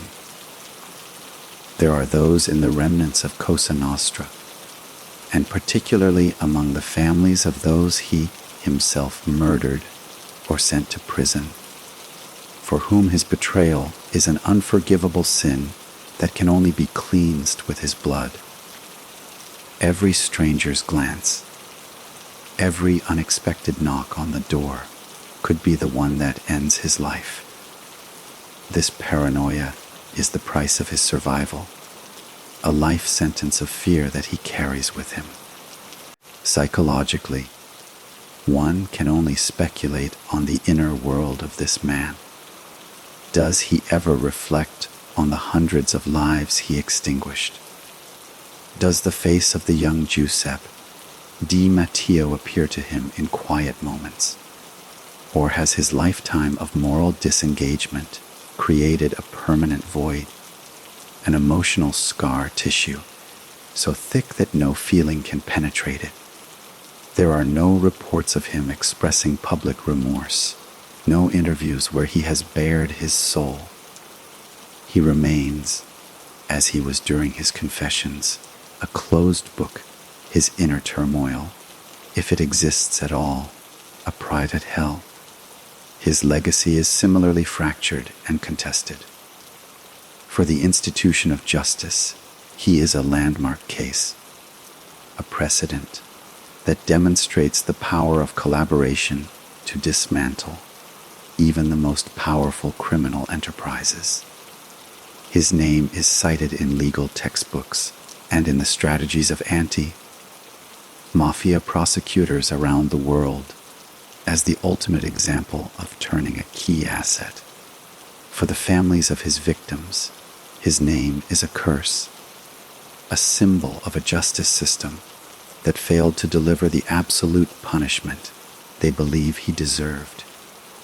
His freedom, however conditional, is a permanent, open wound. For the broader society, he is a complex symbol. He represents the horrifying depths of Mafia brutality, but also the pragmatic, if painful, path to defeating it.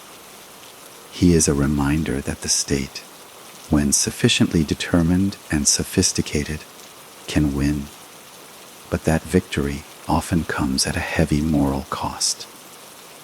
The story of Giovanni Brusca does not end with a neat moral. It ends with a man living a shadow life, a walking testament to the fact that some stories have no true ending, only a gradual fading, a slow dissolution into history. much like the bodies he once erased with acid. His final legacy is not one of redemption or of pure evil, but of an unsettling and enduring ambiguity. He is a human question mark, a permanent challenge to our understanding of justice, guilt, and the price of truth. The echo of his crimes and his collaboration will continue to reverberate through Italian society for generations, a dark and complicated melody that reminds us that the battle between good and evil is rarely a clear-cut war, but more often a long, grim struggle fought in the gray twilight, where the victors are often left soiled by the very darkness they sought to conquer. To truly appreciate the scale of the transformation that Giovanni Brusca's collaboration represented, one must contrast the Cosa Nostra of his peak in the 1980s and early 1990s with the organization that exists in Italy today. The Mafia that Brusca helped to shatter was a political and terrorist entity, one that believed it could challenge the state directly through acts of spectacular violence like the Capaci bombing. It was an organization led by visible, mythologized figures like Tata Reina, who ruled with an iron fist and whose capture was a national event. The Cosa Nostra of the 21st century, while still a wealthy and dangerous criminal force, is a fundamentally different beast, and its evolution is, in large part, a direct consequence of the legal and cultural onslaught that figures like Brusca made possible. The first and most significant change is the organization's strategic retreat from open political warfare. The massacres of Falcone and Borsellino proved to be a catastrophic miscalculation. Instead of cowing the state into submission, they unleashed a ferocious and sustained counter, assault from which the Mafia has never fully recovered. The convictions secured through the testimony of Brusca and other pentiti decapitated the leadership of the Corleonesi and other families, sending a clear message that the state would no longer tolerate a Mafia that operated as a parallel government. As a result, the modern Cosa Nostra has adopted a strategy of pax mafiosa, a deliberate lowering of its profile. It avoids the high-profile murders of judges, politicians, and journalists that characterized the Brusca era. Its goal is no longer to rule through overt terror, but to prosper through silent infiltration. It seeks not to defeat the state, but to corrupt it and coexist with it, making its money in the shadows rather than asserting its power in the sunlight. The second major change is in its leadership structure. The era of the charismatic, all-powerful capo di tutti capi is over. The arrest of the last great boss of that era, Bernardo Provenzano, in 2006 marked the end of that model. Today, power is more fragmented and decentralized. The Commission, the central coordinating body, may still exist, but its power is more consultative than absolute. Individual families operate with greater autonomy, focusing on their specific criminal enterprises. This cellular structure makes the organization more resilient to the kind of decapitation, strikes that were so effective in the past. There is no single head to cut off. The third transformation is economic.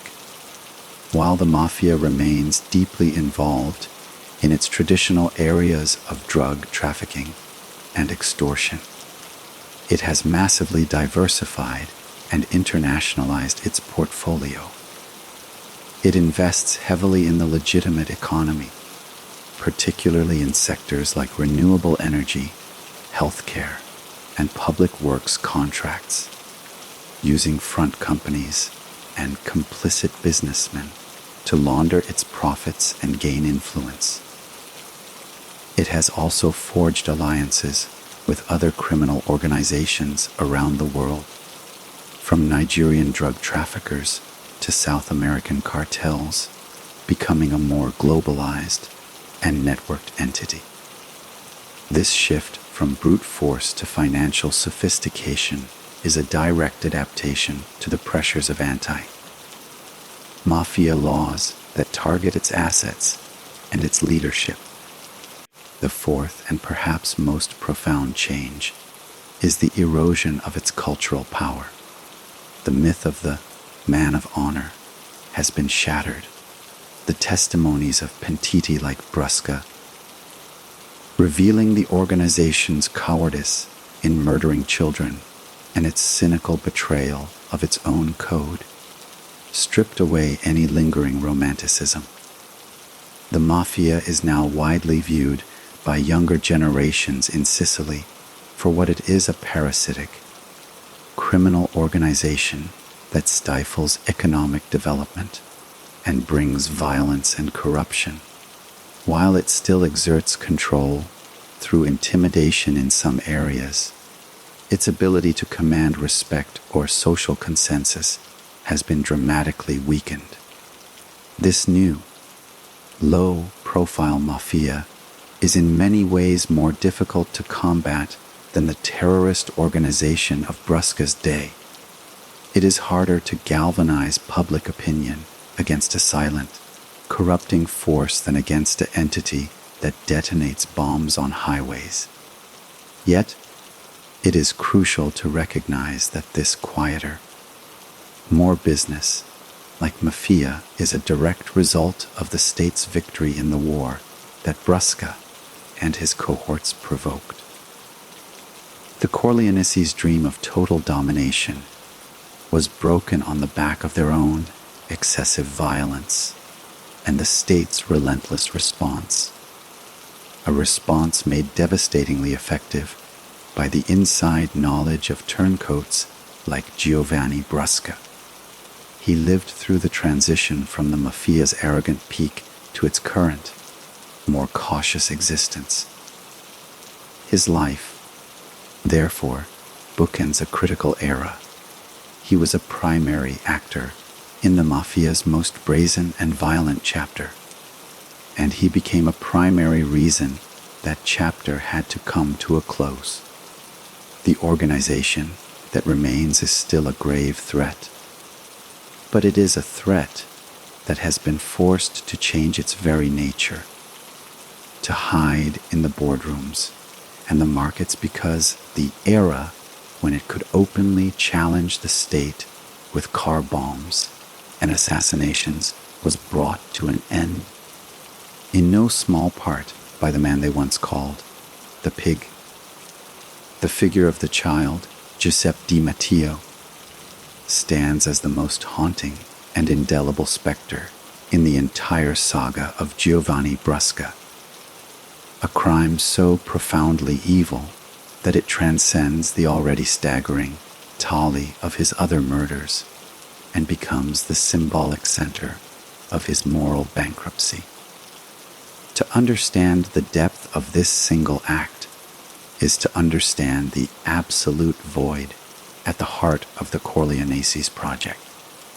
The boy was not a rival, not a state official, not a traitor. He was an 11-year-old child, a completely innocent pawn in a game of absolute terror.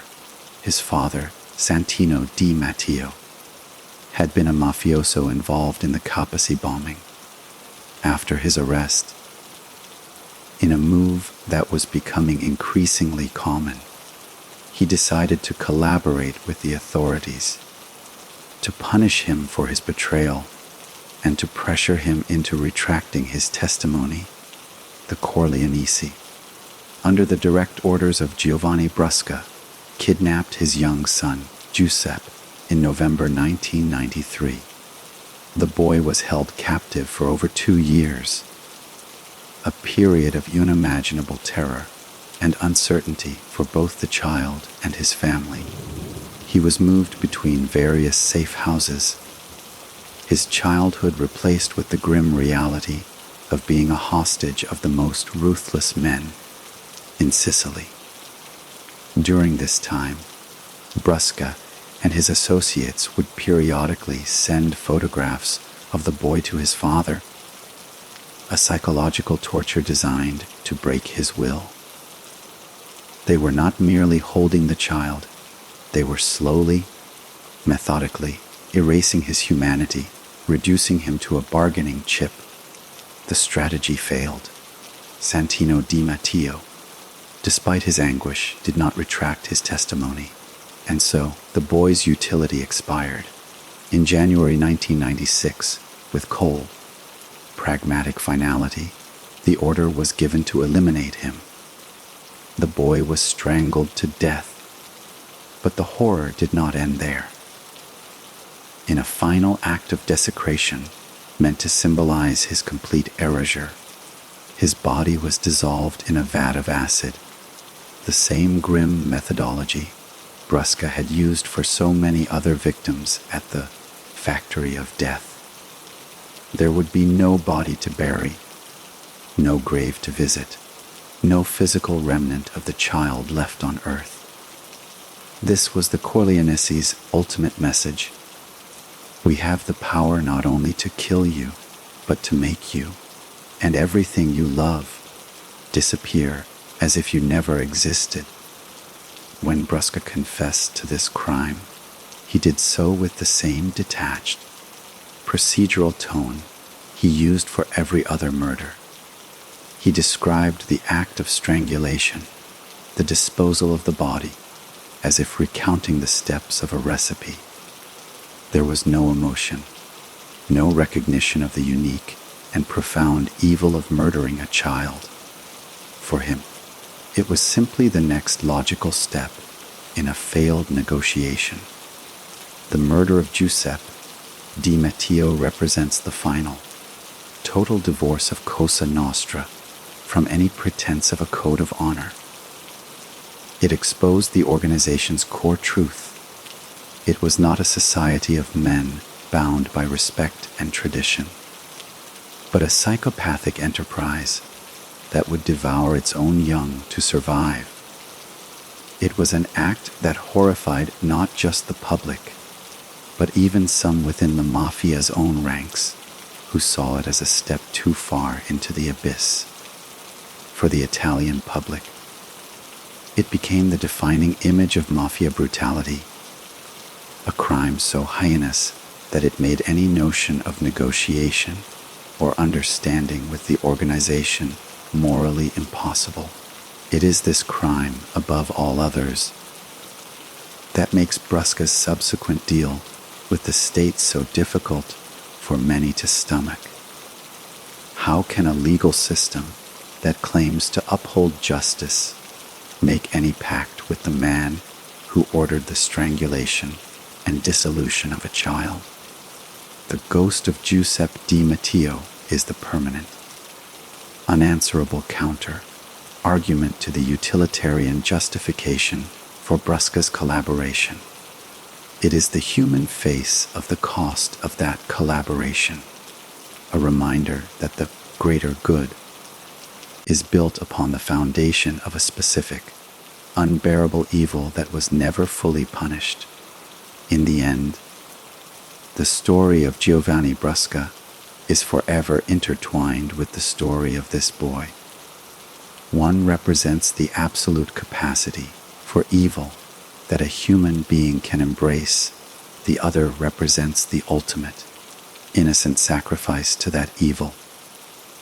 The memory of Giuseppe Di Matteo ensures that Brusca's legacy will never be solely about the legal victories his testimony enabled, but will always be stained, first and foremost, by the image of a child led to his death by the man who would later become a protected witness of the state.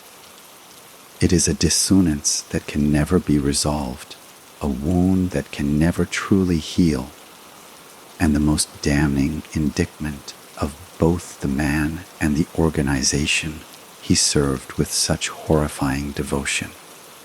The intricate and often shocking details of Giovanni Brusca's criminal empire, as revealed through his own testimony, provide a grim taxonomy of Mafia power, a comprehensive catalog of the methods used to control territory, eliminate enemies, and amass wealth.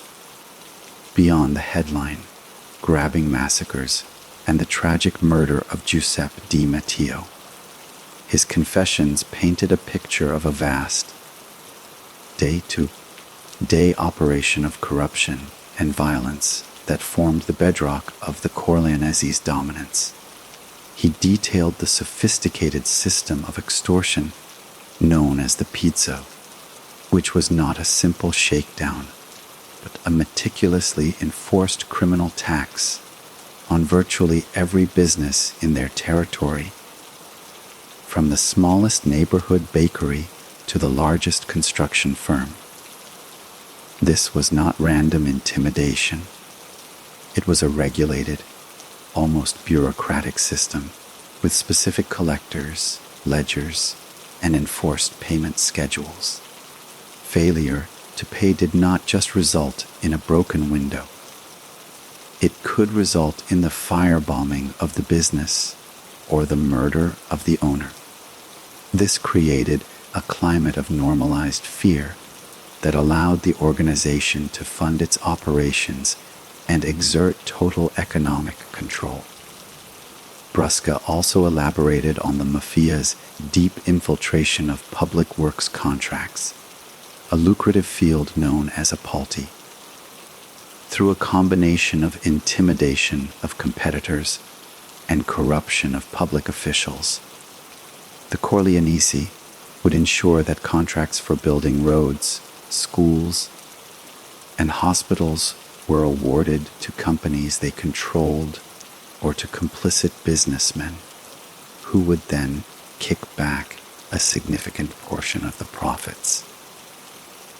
This not only generated enormous illicit revenue, but also allowed the Mafia to cement its influence within the political and administrative structures of the region, creating a symbiotic relationship with the very state it was simultaneously waging war against. Brusca's role in this was multifaceted. He was both the enforcer, who ensured compliance through the threat of violence, and the strategist who helped manage the complex web of corruption. His testimony also shed light on the international dimensions of their operations, particularly the drug trade.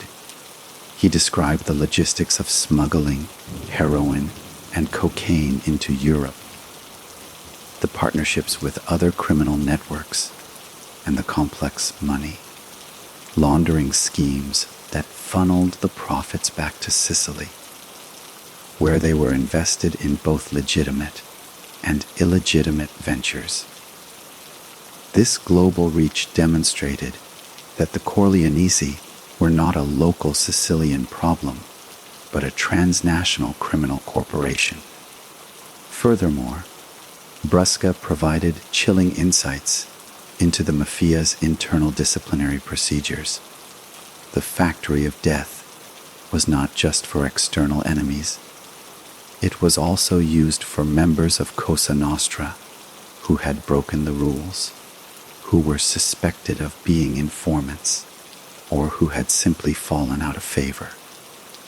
The process of interrogation, torture, and execution was a key tool for maintaining internal order and absolute loyalty.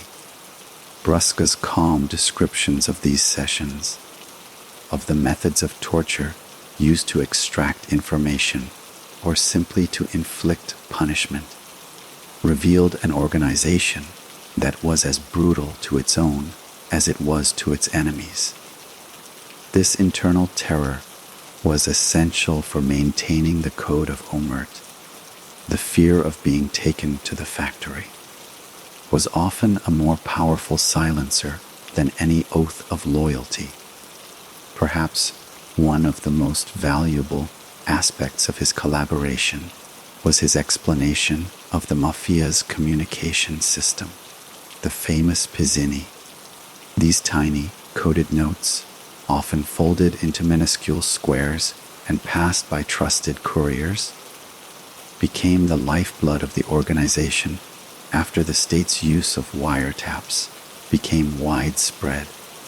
Brusca explained the codes, the delivery routes, and the security protocols surrounding these messages, providing the state with the key to deciphering a vast clandestine communication network. This knowledge was instrumental in the eventual capture of Bernardo Provenzano, who had eluded capture for decades by using an intricate system of pizzini.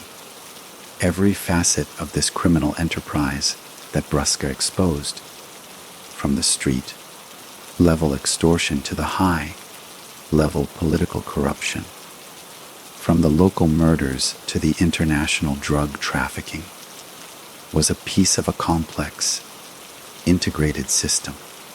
His testimony did not just solve individual crimes, it provided a complete operational manual for how a modern, sophisticated mafia family functioned. It was this panoramic, encyclopedic knowledge that made his collaboration so uniquely valuable to the state and so devastating to the organization he left behind. By opening his archive of crimes, he allowed the state to see the entire organism, to understand its anatomy, its metabolism, and its weaknesses, and to devise the precise surgical strikes needed to take it apart. The final, lingering question that the life of Giovanni Brusca imposes upon us is not one of fact, but of essence.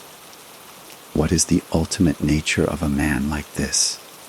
Is he a singular monster, a historical aberration whose capacity for evil places him outside the spectrum of ordinary human understanding?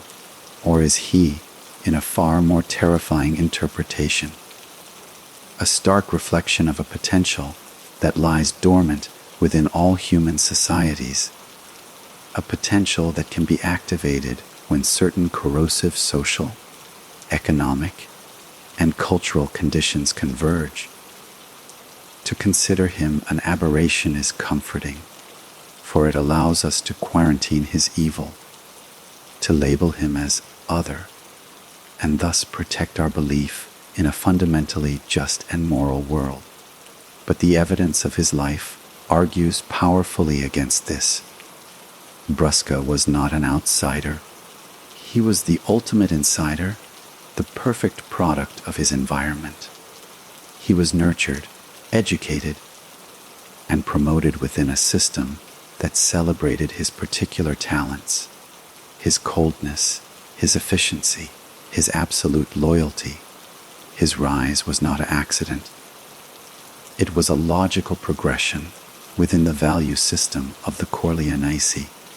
This suggests that the capacity for such detached brutality is not a rare genetic flaw, but a latent potential that can be cultivated and rewarded. The true horror of Brusca's story is that it demonstrates how a human being, given the right, or rather, the terribly wrong circumstances, can be systematically stripped of empathy and retrained to see murder as a job and human suffering as a logistical problem. He is a terrifying testament to the power of a closed society to reshape the human conscience in its own image.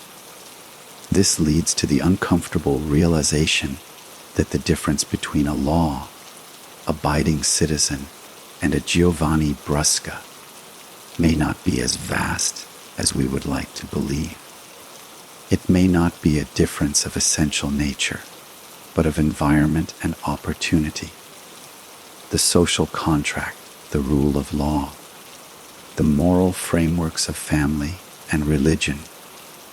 These are the fragile structures that restrain the darker impulses of human nature. In the world of San Giuseppe under the Corleonesi, that social contract was inverted. The rule of law was replaced by the rule of the gun, and the moral framework celebrated violence and domination. In such an environment, the Giovanni Bruscas are not the failures of the system, they are its success stories. This perspective does not absolve him of responsibility, but it places that responsibility within a broader context. He chose to kill, he chose to betray, but he made those choices within a universe that had prepared him for nothing else and rewarded him handsomely for it. His later choice to collaborate with the state was, in its own way, equally consistent with this worldview. When the system that rewarded him collapsed, he pragmatically switched his allegiance to the new winning side. His entire life was a series of rational choices made within a deeply distorted moral landscape. Therefore, the legacy of Giovanni Brusca is not just the story of one man's crimes, but a warning about the fragility of civilization itself. It reminds us that the values we hold dear, compassion, justice, the sanctity of human life, are not permanent or innate. They are cultural achievements that require constant vigilance and defense. They can be eroded, and when they are, the space they leave behind can be filled by the values of the Corleonese, ruthlessness, domination, and the utilitarian calculus of power. Brusca's life is a dark mirror held up to society, showing us what we are capable of when our moral immune system is compromised. He is the embodiment of the banality of evil, not in the sense of being a dull bureaucrat, but in the sense that his evil was the product of a perfectly logical, self-contained system that had rationalized atrocity as standard procedure.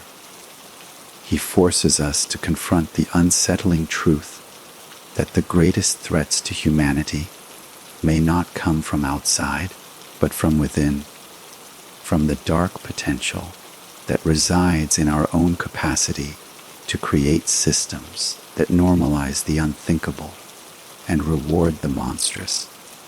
His story does not end with a lesson, but with a permanent, sobering question: how do we, as a society, ensure that the conditions that create a Giovanni Brusca never take root again? And how do we live with the knowledge that to defeat the monster he represented, we were forced to make a pact with him, and in doing so, forever complicate our own claim to moral purity? And so we arrive at the end of our journey into the heart of this darkness, a journey that began with a bomb on a sun-drenched Sicilian highway and ends with an aging, anonymous man living a ghost life, his story a tangled knot of unimaginable cruelty and indispensable truth. The saga of Giovanni Brusca, the pig, offers no redemption, no clear moral victory, no satisfying closure. It is a story written in shades of gray, a narrative that stubbornly refuses to conform to the simple archetypes of hero and villain. We are left, instead, with a series of profound and enduring contradictions. He was a man who built his identity on loyalty and then became the ultimate traitor. He was a destroyer of families who now relies on the state to protect his own. He was an architect of silence who became the source of the most deafening revelations. He is a mass murderer who is also undeniably one of the most effective weapons ever wielded by the Italian state in its long war against organized crime. To try to reconcile these contradictions is to grapple with the essential complexity of justice in a fallen world. The deal that was struck with him will forever be a stain on the conscience of the nation, a permanent affront to the memories of his victims, particularly the innocent boy, Giuseppe Di Matteo, whose life was so callously erased. Yet, it is a stain that many of the magistrates who fought this war would argue was necessary. The bitter medicine that saved the patient from a terminal illness. The thousands of pages of his testimony stand as a monumental, if horrifying, historical record, a definitive account of a criminal regime that sought to rule through terror. This truth, however painful, was a necessary antiseptic, cleansing the wounds of a society and allowing for a more honest confrontation with the poison in its midst. The Cosa Nostra that exists today, a lower profile, more business-oriented entity, is a direct result of the cataclysm that Brusca helped to unleash and then to document. The era of the spectacular massacre is over, not because the Mafia has grown a conscience, but because the cost of such brazen terrorism became unacceptably high, a lesson taught by the state's ferocious response and the devastating internal collapse caused by collaborators like Brusca. His life, therefore, serves as a brutal historical pivot, marking the end of the Mafia's romanticized myth and the beginning of its modern, more pragmatic, but also more constrained existence. In the final analysis, the story of Giovanni Brusca is not his story alone. It is the story of Judge Giovanni Falcone and his wife Francesca Morvillo, of the police officers Vito Schifani, Rocco De Sillo, and Antonio Montanaro, of Giuseppe Di Matteo, and of the hundreds of other known and unknown victims whose lives were cut short by the machine he served. It is the story of the magistrates and the police officers who risked everything to bring him to justice. It is the story of a society that was brought to its knees by terror and then found the strength to rise up and fight back. Brusca is the dark thread that runs through this tapestry, a symbol of both the problem and, paradoxically, a key part of the solution. His legacy is a warning about the corrosive power of violence and the fragility of our moral codes. But it is also a testament to the resilience of the institutions of justice when they are wielded with courage and determination. As we leave this story behind, we are left not with answers, but with a heavier, more sober understanding of the world. We are reminded that light and darkness are locked in an eternal struggle, and that the victory of light is never pure, never absolute. It is often a messy, compromised, and morally ambiguous victory, purchased at a price that can never be fully repaid. The echo of Giovanni Brusca's life, the screams of his victims, the cold calm of his confessions, the unsettling silence of his current existence, will continue to reverberate, a permanent, troubling chord in the symphony of human history, reminding us of the depths to which we can sink, and the difficult, costly paths we must sometimes walk to climb back out. If you have followed this detailed exploration into one of history's most chilling criminal careers and the complex legacy it left behind, and if you believe in the importance of preserving such difficult truths, then your engagement is crucial.